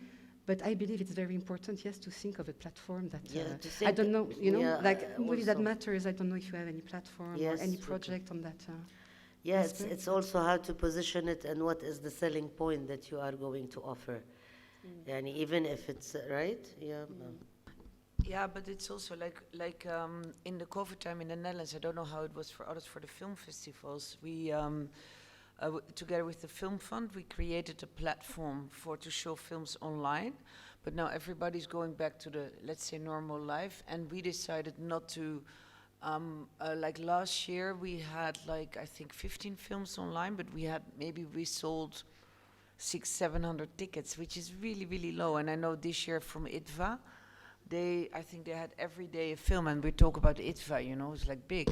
And still, for them it was hard. So what we thought for this year as a strategy to partner up with existing platforms and then make a label about the movies that matter films. So on our bigger platforms, make different divisions or something like that. I don't know what is smart in this. You know, maybe. Yeah, Karma was suggesting something. Yeah, about because it, right? it's hard to find your audience, and when you're like a film festival, it's not a platform. You know, I find that combination a bit. I don't know, basically. I feel like maybe now the audience, the global audience, whether they be Arab or international, have become the best curators of the content they watch. So they know how to choose. They know where to look for the content they want to do. The times of broadcasting to 90 million people like sheep is gone. The time of you only get 5-6 choices in the cinema, and those are the ones on the screen. That's also, a beautiful experience, but it's an experience. If you want longevity, sustainability, you have to trust that your audience are not fools. They are not silly. They will find you if they are looking for this type of content. And I wanted to make a comment about something I saw recently in Cannes Film Festival. They had a MIPCO session about what content is trending right now. And there was a lot of talking about crime in specific. And I was just talking to my friend about how focused they are on true crime, investigative crime, all this type of genre. And then I was thinking, but wait a minute, we make human rights films about true crime that's happening against against humans. And sometimes it's nice to create your own genre, your own carousel, your own tab inside a platform, but you also belong to a genre that's trending right now, which is the genre of true crime and the genre of crimes against humanity. All of your films are now technically mainstream and viral if you want them to be. Thank you, Karma. This is a good idea. So it's the bloody trend that is trending. Sorry. Can I say something? But Katil wanted to. Sorry. Katil Magnussen from the festival called Human from Norway. Thank you. I have several comment on several of the questions on the agenda. So I just give them all, maybe, and hoping that they will be coherent for you. If it's not, or if it's not relevant, so please stop me. But as a starting point, for me personally, and speaking on behalf of the Human Festival and the Oslo Documentary Cinema, going digital, doing digital distribution or digital screenings after the pandemic has become less interesting for me and for the festival than it was before. One of the major reasons is the experience to realizing how important the experience of watching a film together with other people is. To me, it has become completely fundamental. Before I thought, okay, there's a difference. It's better in the cinema than at home. But now I think of it as a fundamental difference. So I'm no longer interested in any digital screening or distribution. So other people will talk about and deal with that. And I also think that when it comes to the streaming, that we are still in the beginning of the streaming era. It's not obvious in what direction it will go. We don't know if a giant like Netflix will survive, if they will make enough profit that is enough for them as a commercial company in the long run, with lots of more competitors and people changing habits and so on. So it's very difficult to say which way it is actually, or which way it will go. I mean, I'm sure there will be digital distribution, but it's very hard to say in what direction it will take. Then just a short comment to support what Ashraf said before, that whether films have to make money or not. I think that in every industry, speaking completely commercially, you depend on failures to make innovation. And failures in like, what do you call them? Like, not failures, but, you know, commercially not successful. Because innovation depends on diversity and failures to create successes. And I mean, of course, when it comes to art, there's no question. You can't have, like, demand all types of art to make a profit. Then a comment on challenge for festivals from my point of view. One of the big challenges is that films go to streaming platforms faster than before, so the window for festivals and for cinema is shorter. This is an obvious challenge for a festival and a screening program. Another challenge, of course, after the pandemic is that people still stay more at home. But there's also maybe something I feel for as a Human Rights Film Festival and a program that shows a lot of political documentaries, is that people feel a lot more powerless today in the face of big politics than before. So, on one hand, human rights films are trending, I think, but on the other hand, a lot of people feel like they don't have any influence. So it makes it, why should I go and watch this and take part in this when I don't feel like it matters? I mean, ever since the global demonstrations against the invasion of Iran in 2003, which did nothing to the actual result, there's been like this feeling that it doesn't really matter, whatever we do. And I think today it's because of the pandemic and because of things that have happened in recent years, this feeling has spread, not only among activists and people with are politically interested, but in a broader sense. And that, I think, is a huge challenge for us. maybe makes it even more important to bring people together. And I think people want to come together. But also here, it's one of the biggest challenges is that total uncertainty. We have no idea where it's going, where people are going, how their habits are changing. We can see trends, but it's really hard to say if any of these trends will continue or not. So we have some big challenges on trying to make strategy for the future. I wanted to mention that in this context, every year for our festival, we find like an underlying theme. It's not expressed in the program or in a way, maybe in the profile, but not like with words. But for the next festival, the next edition in March, the underlying theme in 2 words is resisting inevitability. So resisting the inevitable. There's so much feeling of we're going to end the world everywhere today. It seems like we can't stop it, but we have to resist.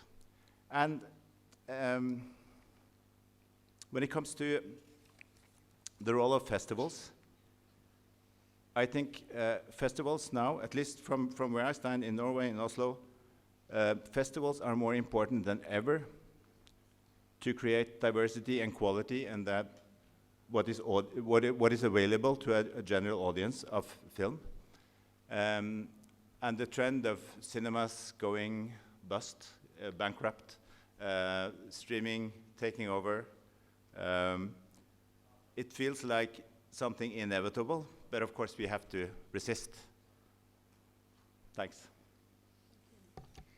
Resisting the inevitable is actually a very intelligent choice in order to really confront this idea of helplessness. And Samuel Beckett has written many plays around this subject. Resistance is existence. شو اللا جدوى بالإنجليزي؟ لا تبع بيكت تبع سامويل بيكت. It's l'absurdité, the complete absurdity of this. I mean, of what is happening now in our era, and I think this is going to be difficult because we have to, I mean, really jump over it. Otherwise, we will not be engaged in. We had this conversation, me and you, the day before yesterday at night. It's very philosophical, actually, and maybe challenging to recapture our passion and our choice of life and our decision to continue and be more courageous. It's not easy at all. At many times we're like, it's not also only about platforms and about cinemas. It's also about a societal collapse that we have all witnessed, and it was really scary. So it's not only about this only transformation.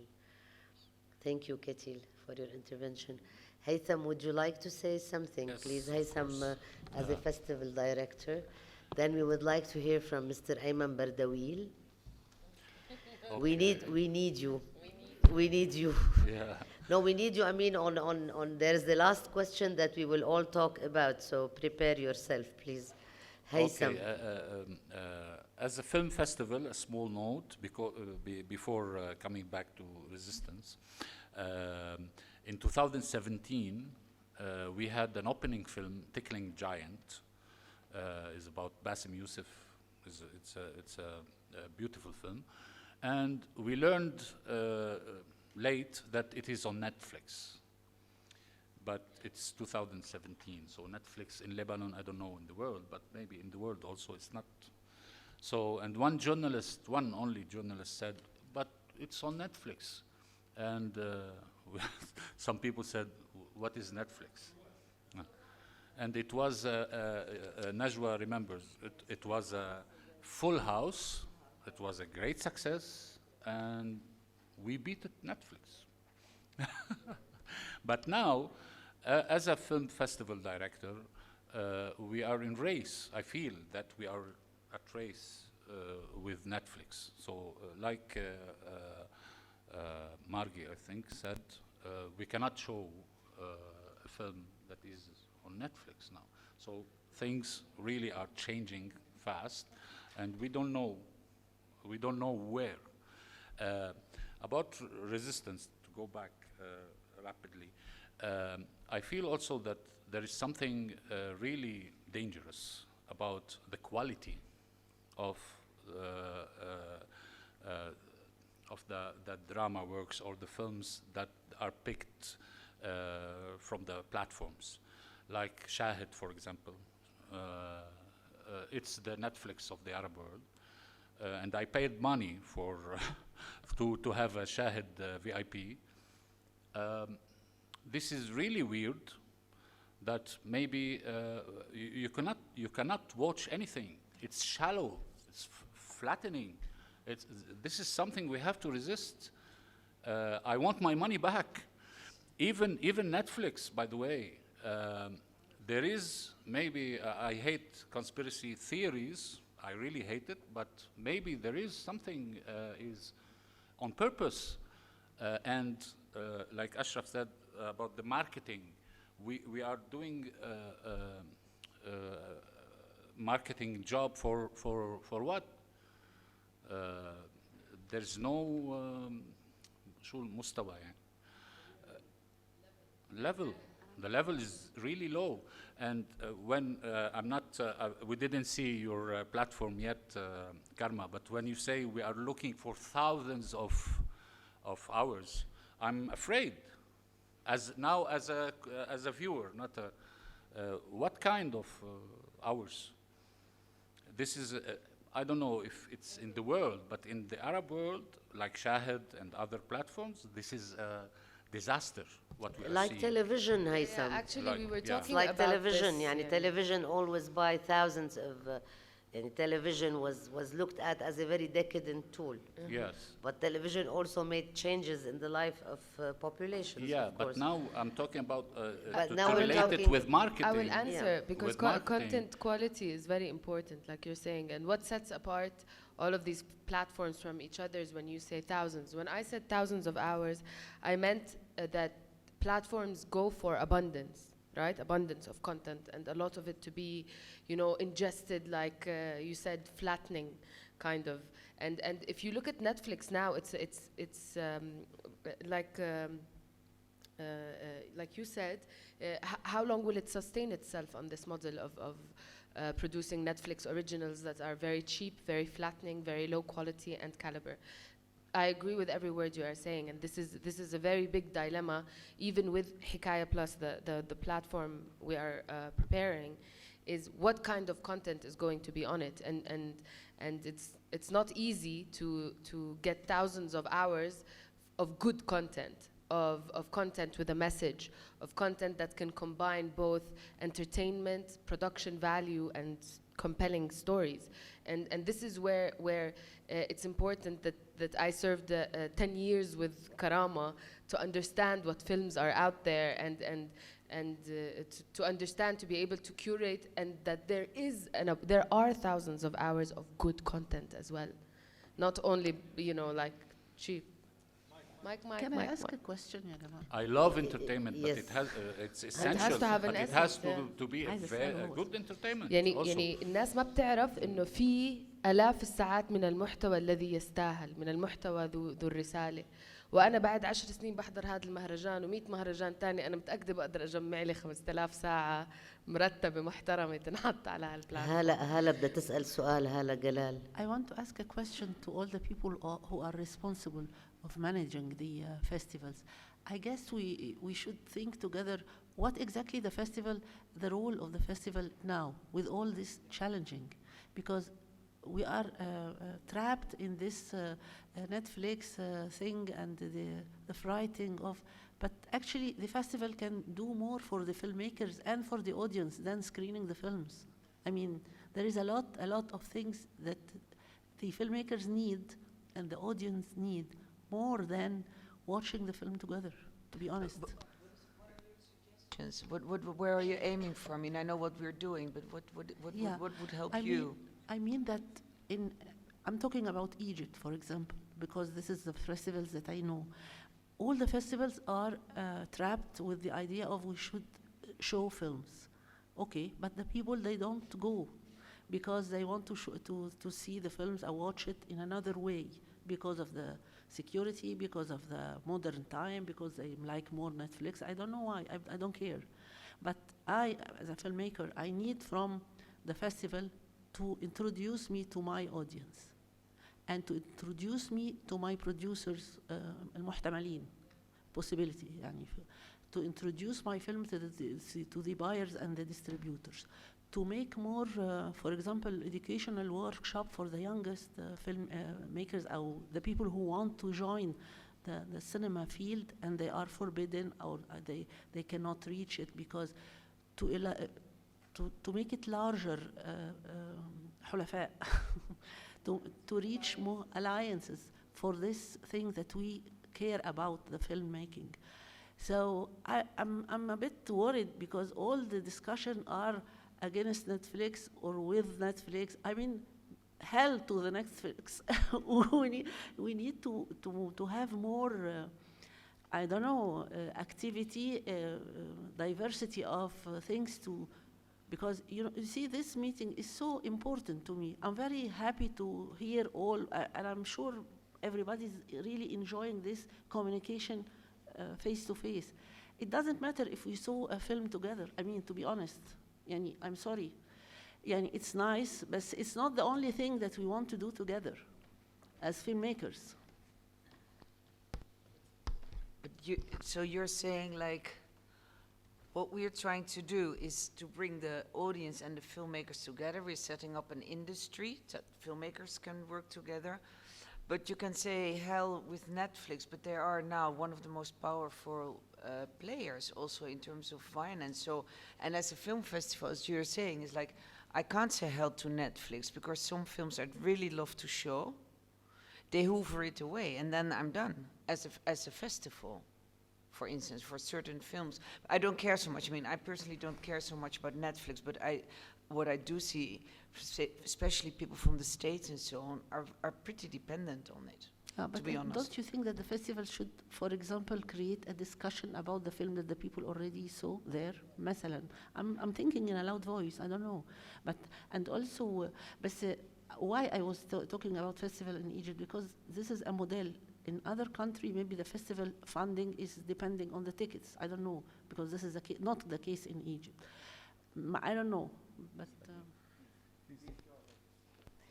Thank you for giving me.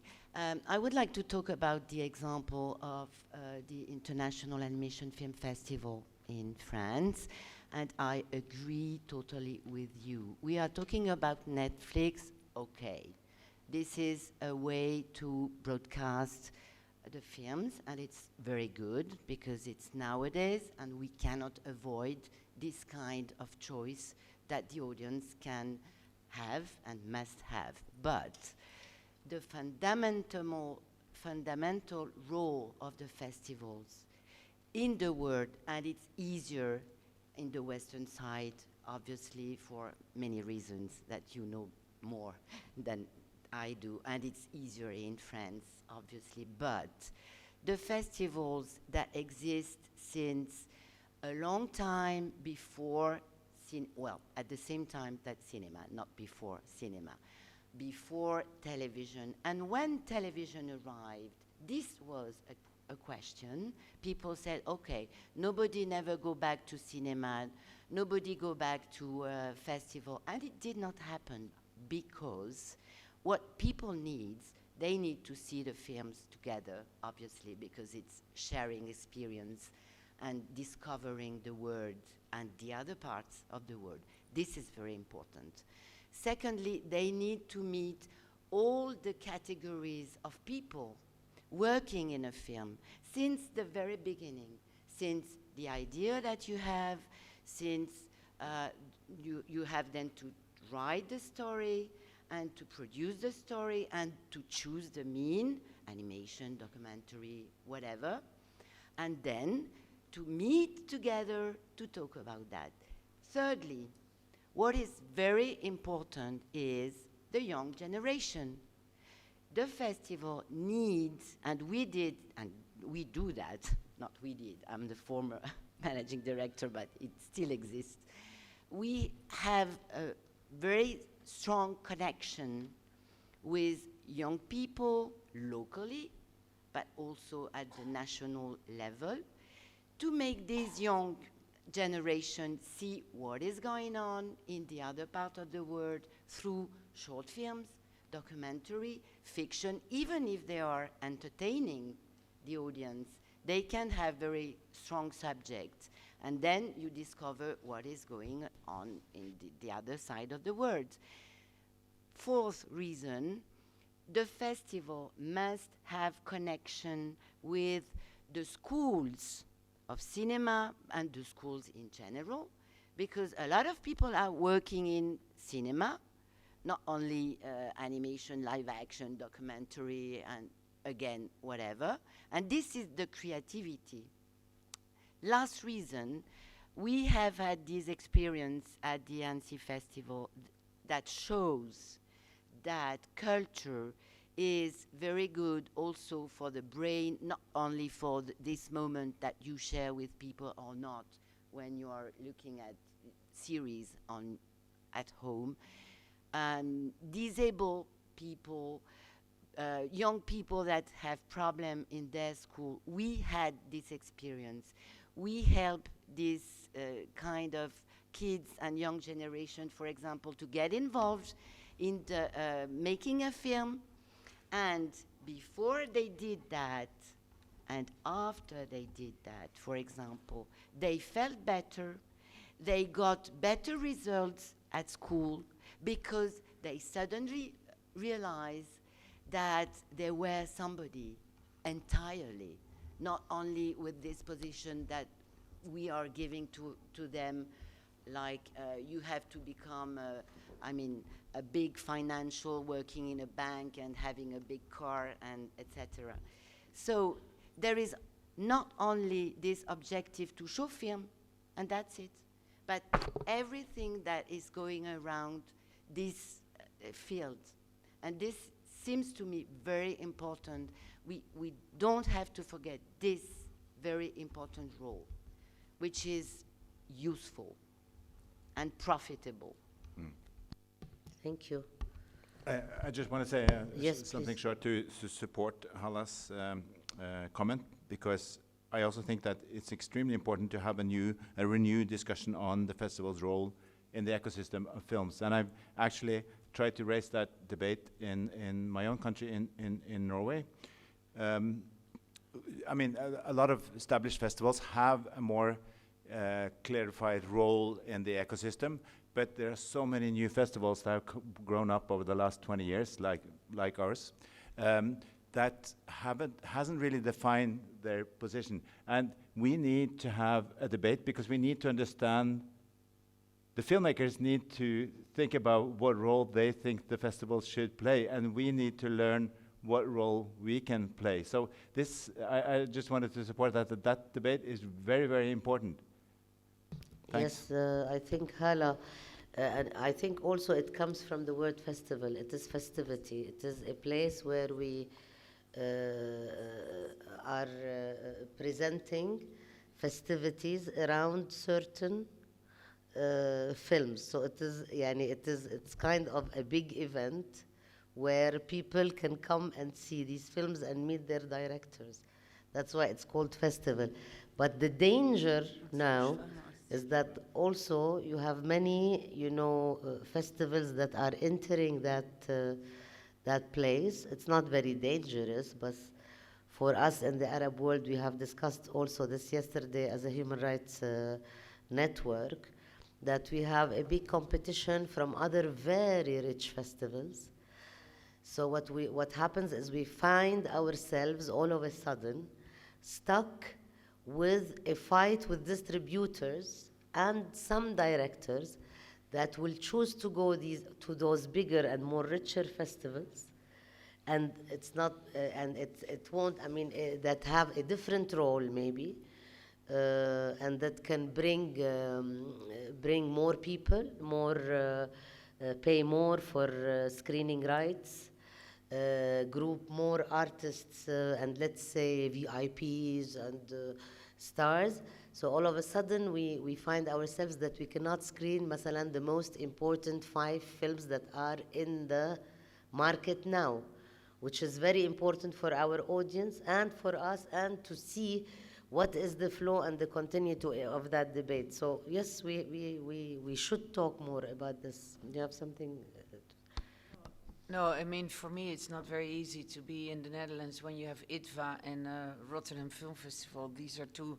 ITVA is the biggest documentary, and IVR is a very, very, very well-known big festival internationally. That is tough. Like, I'm sort of.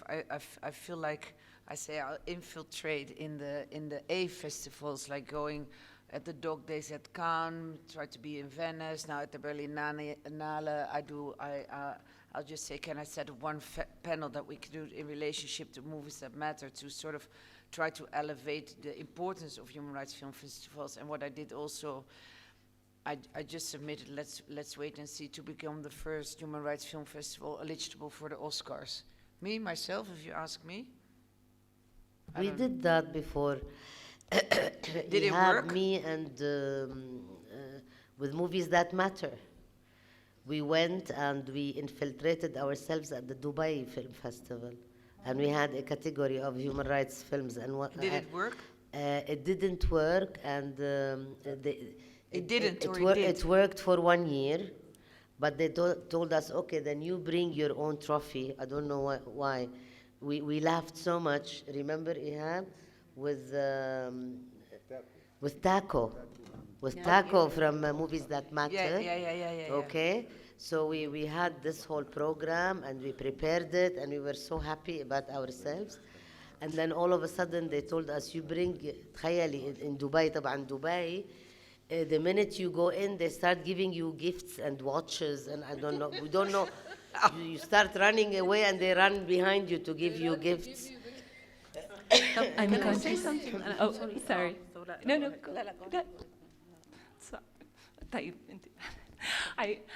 I'm really conscious that I've been listening to a lot of the contributions with a little bit of distance, and I think that partially comes from, in a way, the privileged position of earning my livelihood through as a lecturer or through education and not through filmmaking. So I think in a way, whatever I say, I'm prefacing it with that I recognize how difficult it is, I think, to survive as specifically as an independent filmmaker.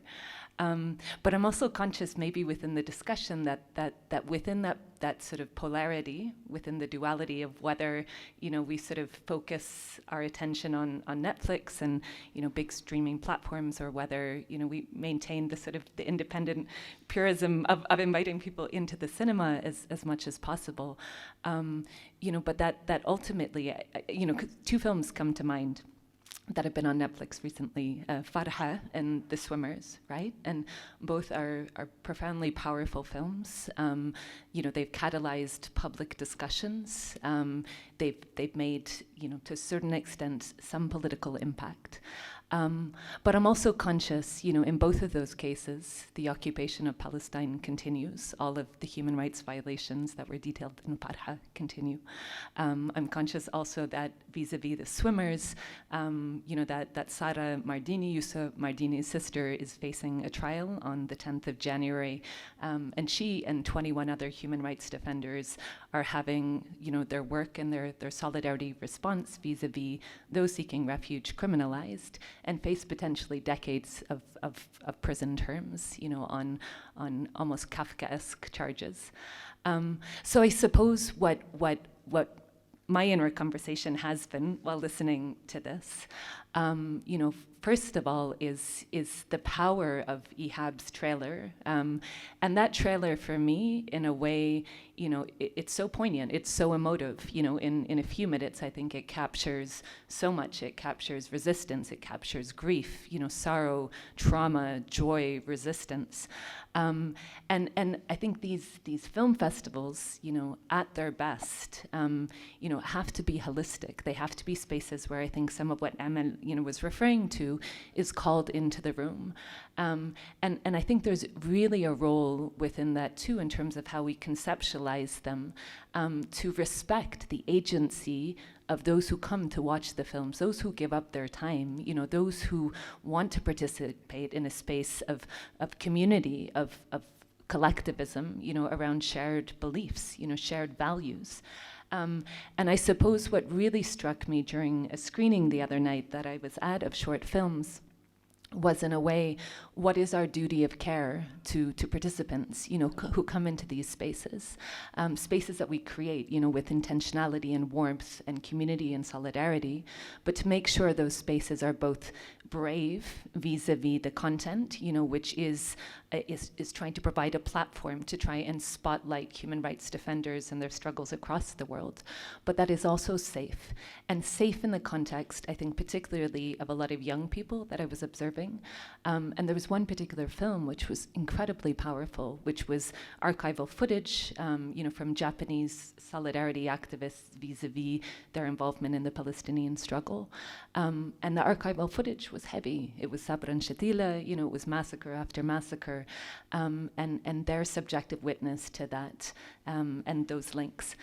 But when I was looking around the room as I was watching it, I was really conscious, you know, and there was a lot of young Palestinians in that room as well who had come at the end of their day, you know, to watch it. And I was thinking, in a way, you know, this is the history, you know, this has to be shown, this has to be, but how can we create these spaces? And just looking, as Ketel was speaking, actually, I read your bio, and I loved the social work and the carpentry, but I was thinking, how do we bring all of that into this space as well, right? So that people can come into these experiences and walk out, you know, feeling, you know, that reminder of the grief, the tragedy, the trauma, the injustice, the oppression, but also feeling resourced, right? So feeling also joy, resistance, community, everything that we spoke about last night, right?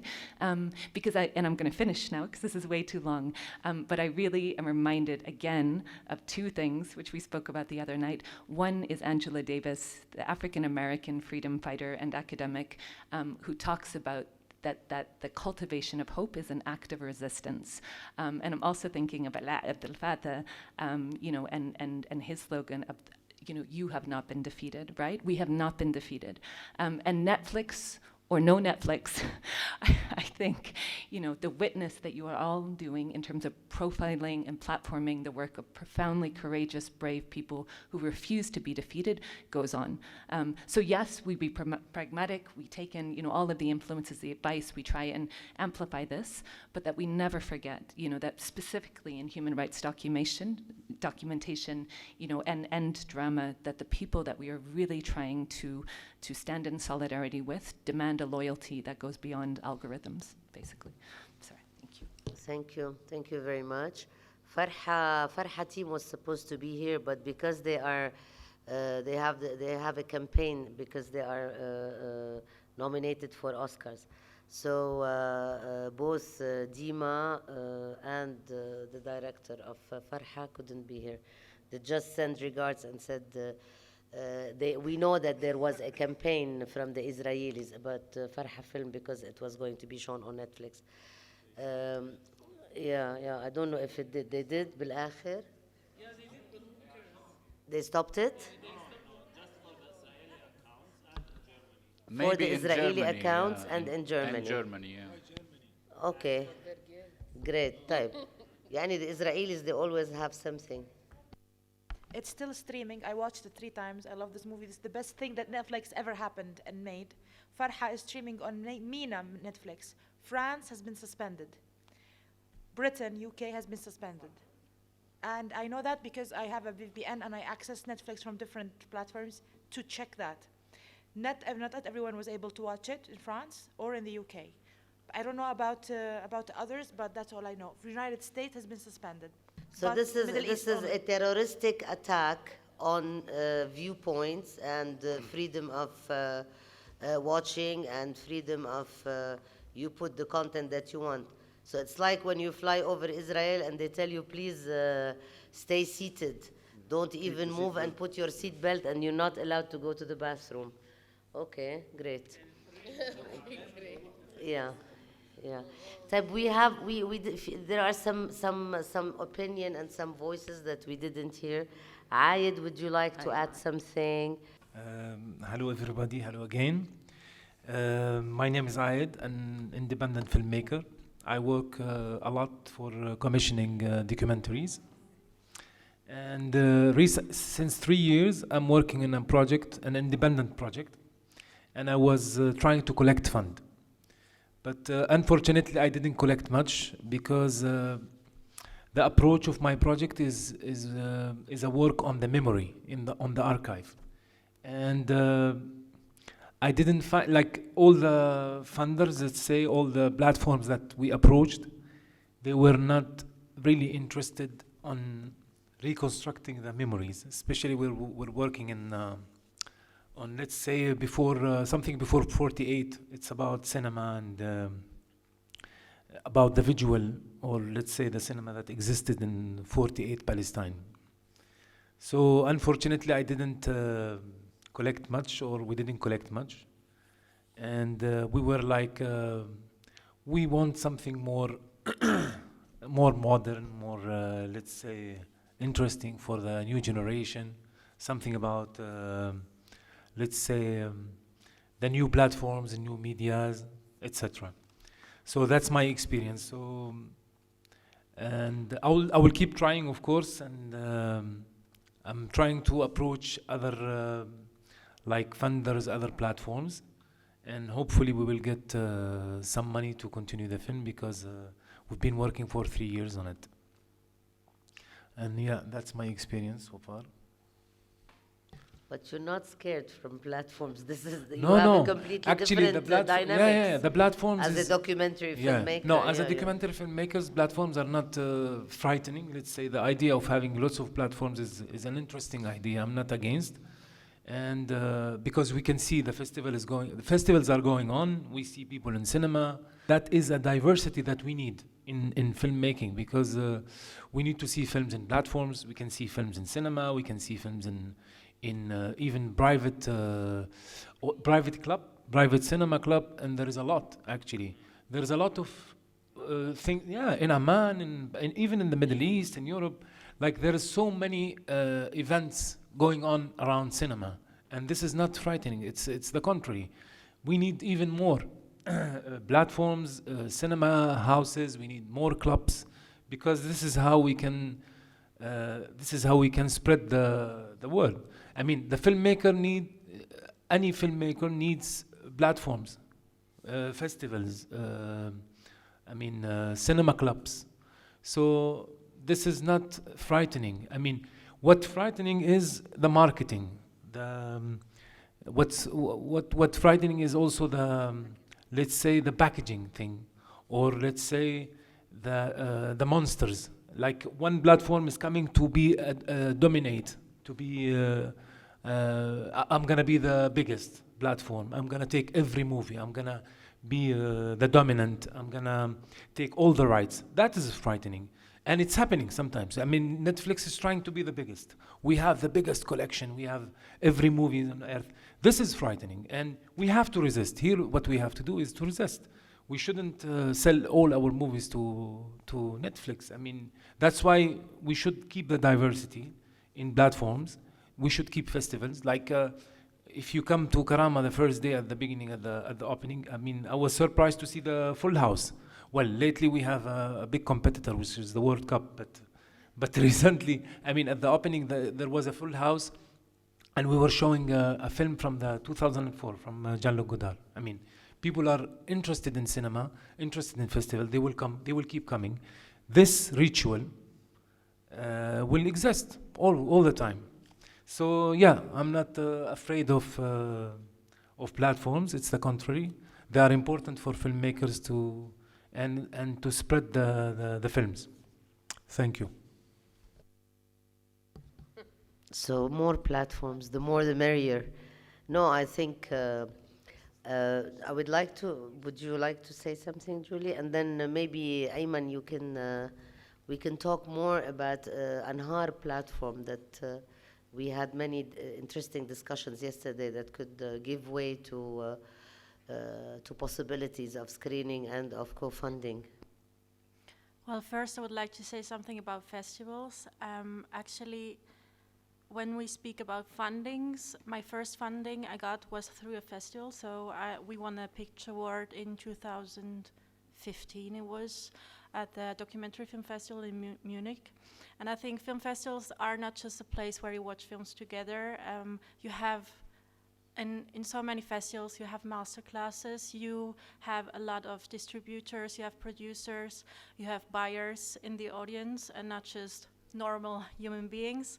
And actually that's also how my producer got aware of me before before I did Love Will Come Later. I did some shorts and they watched it, and she got in contact with me, my producer, and later also my distributor. So I think that's why film festivals are so important. Of course, there's always this discussion about, are you going to ITFA or not? Do you have A, B, C, D? Especially also when we speak about COVID, we were very happy that we just got one shooting session was canceled in Morocco. And alhamdulillah, we were then able to go to editing. And the thing we decided, for example, was just because we were working for 6 years for our film, to decide not to go online. I mean, now it got better. We got back together in same rooms, and not everything is on Zoom anymore.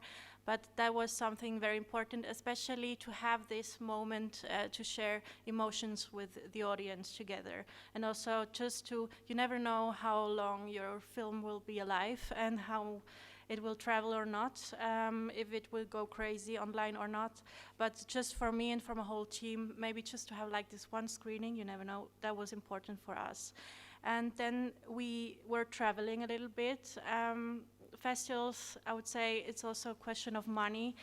Sometimes you have vitamin B and people know that you have a film coming up, and sometimes you don't and you pay a lot of money. I think that's also a big question mark, how much you want to invest and how much you want to spend.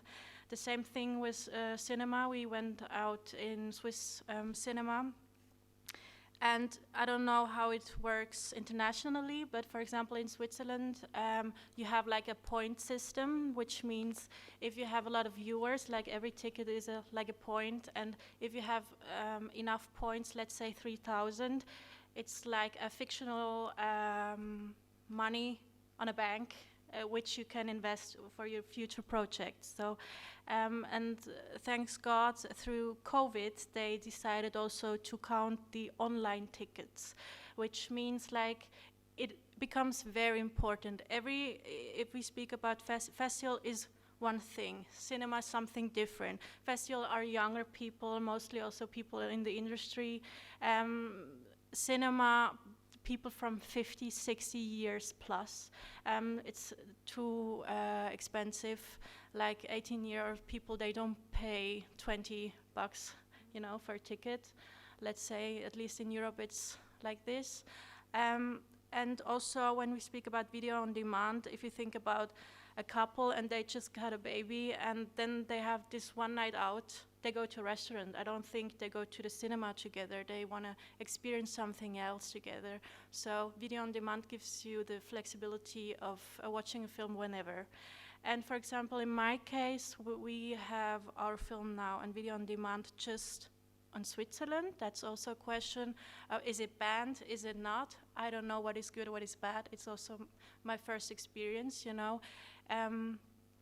And for us, it was also very important to have the collaboration, co-production with Al Jazeera documentary channel, which was important for me because my film is in Arabic. It's not my language. It's in Darija, and it gives me the opportunity to spread a film with just one channel, you know.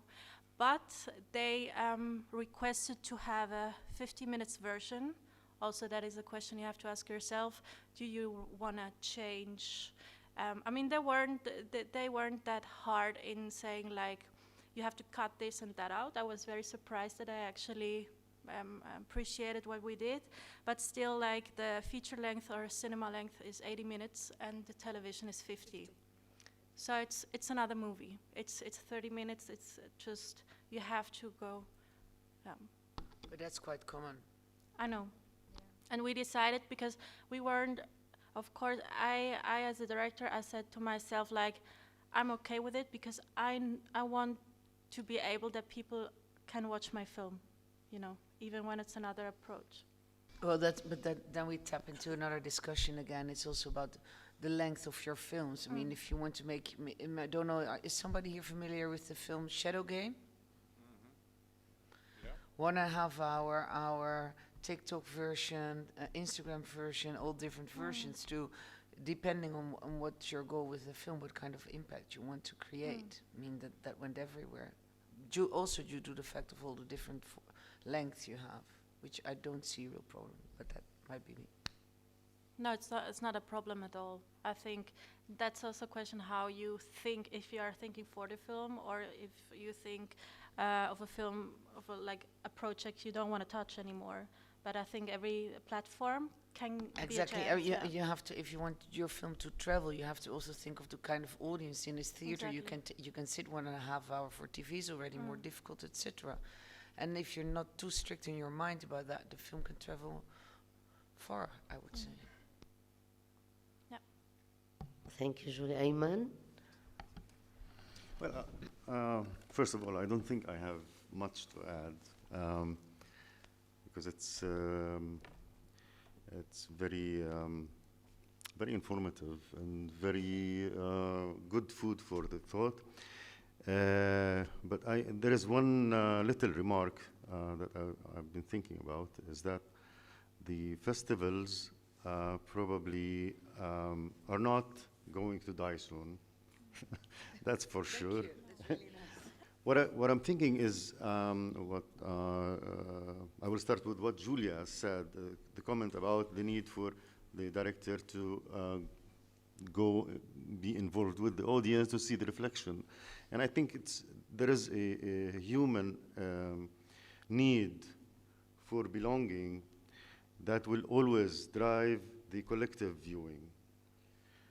People would like to see or experience any cultural activity together in order to feel that they belong. And even sometimes when some people watch on a platform, I see on the social media that they post about it in order to see if the others agree with them. With this need, I think that collective viewership will still drive people to come to festivals. Now, I just want, I remembered also one incident that was funny. Belonging is not only in the same place. When me and Ashraf were organizing a screening that was parallel to a screening in Gaza in support of the red carpet, but we were screening it in Tunisia, in Banzart. At the same time, and we said to the people, we are attending the festival in Gaza remotely from here. We're doing it through symbolically screening the same film in the same time in the opening. And many people said, can we see them? Can you have Zoom or Skype or whatever? And I felt then that collective, belonging and collective viewing and doing it with others will never go away. And it's very important. Now going back to the Anhar, the only thing that probably keeps Anhar going, the members, is the determination, is feeling that there is a purpose. We're doing something. We're using the films in order to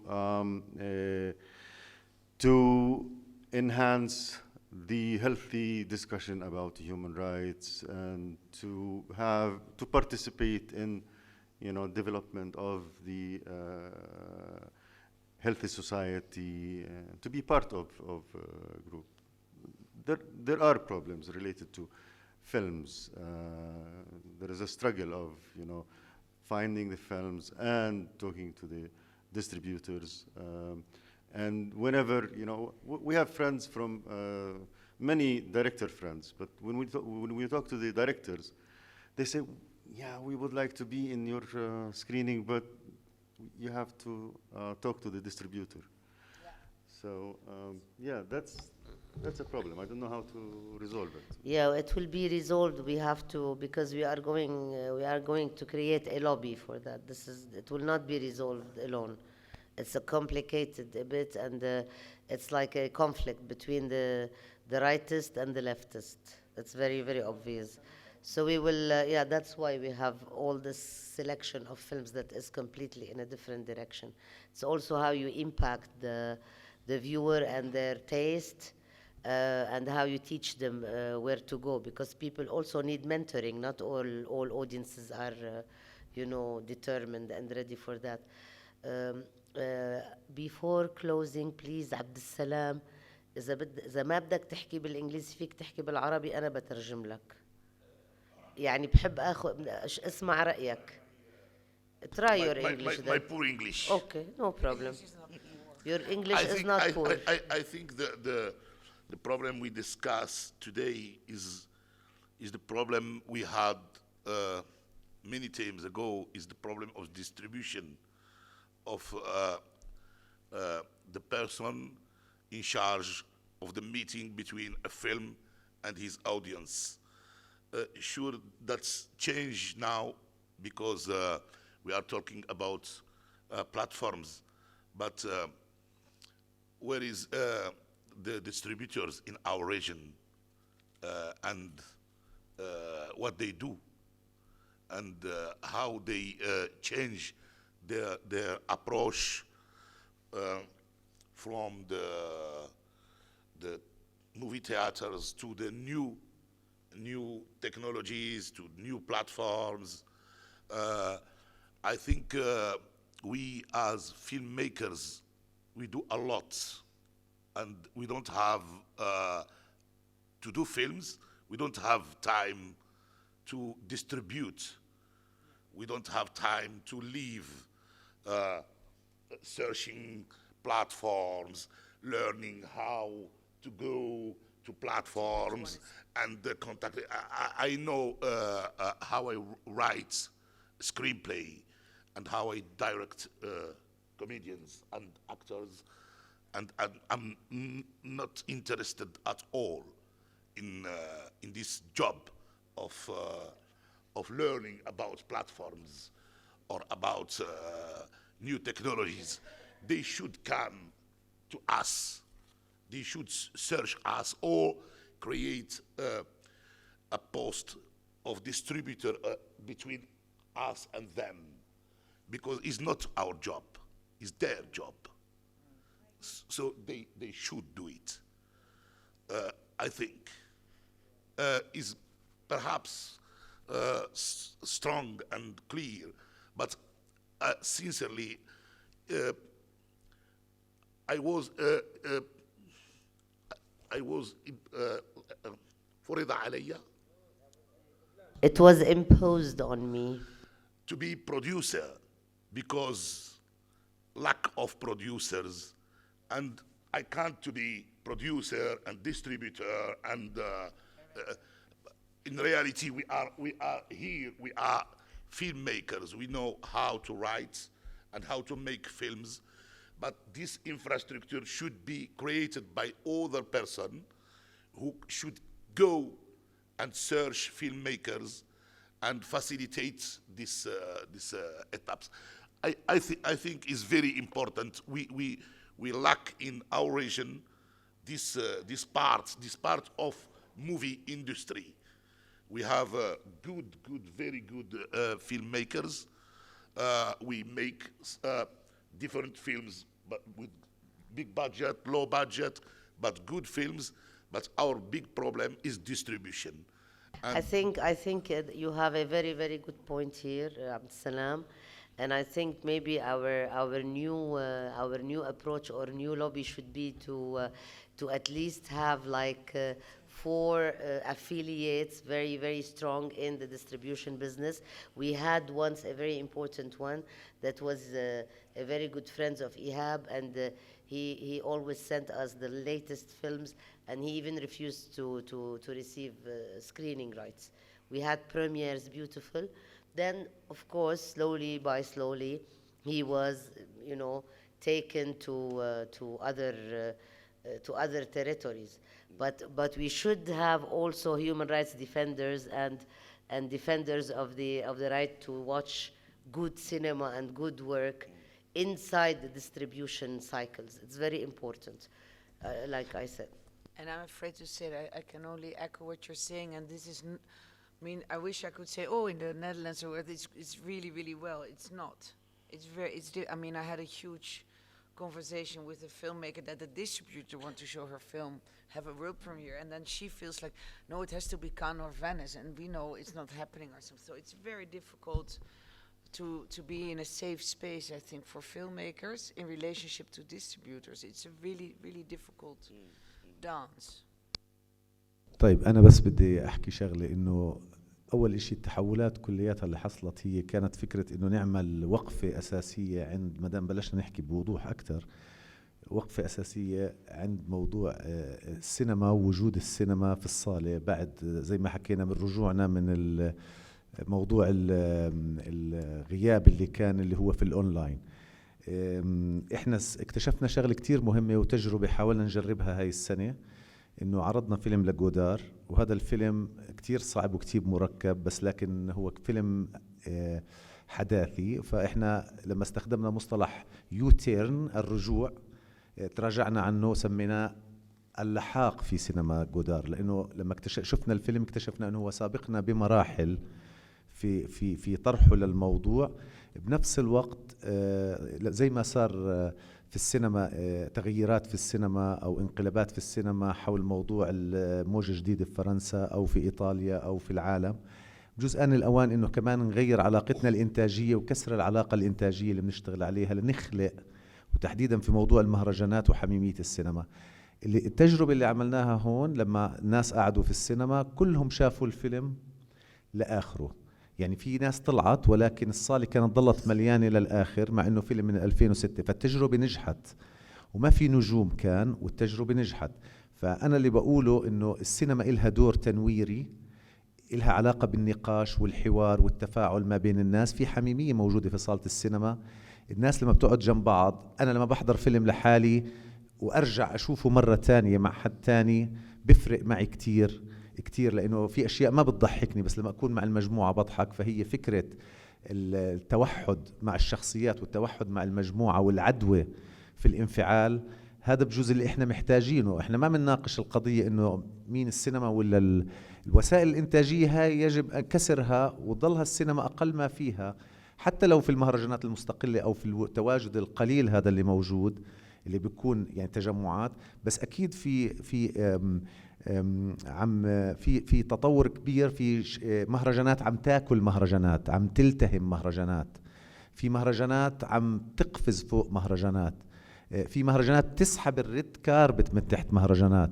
فهذا تحريك للاقتصاد، هذا اللي احنا عم نحاول هلا انه نناقشه، لانه حاسين في خطر نفس اللي حس فيه جان لوك جودار وتروفو وغيرهم. احنا هذا الخطر حاسين فيه، انه احنا مش محتاجين نضلنا نجتمع مع بعض عشان نحكي ونتصور على الريد كاربت ونسوق افلام ونحتكر افلام. شكرا. Ihab is in 3 phrases going back or following the path of Godard, Truffaut and these people in this very festival. This edition of the 13th edition of Karama Human Rights Film Festival is a proof that we need to stick and be strong and go to the originals. And we don't want to say it's going back. We're going to say it's a U-turn where we meet again the soul and the essence and the seeds of these very important propositions in cinema, in art. It is important also to say that we have to be very careful that it is, yes, a problem and a matter of distribution. We have discussed a lot the distribution factors and how strong we should work again on it. He have deviated from all the argument of platforms because it was also a debate between us. He said, we're not interested in platforms. You know, platforms, it's like any other channel. Let's talk about ourselves and see what are we going to do as a lobby. So I want to thank you all and tell you this is our must-meet meeting. We must meet again very soon. You decide where and for what. So we go to Amsterdam if we want, or we go to France, or we come back to U-turn to Amman. And thank you very much to discuss more and more subjects about cinema and human rights.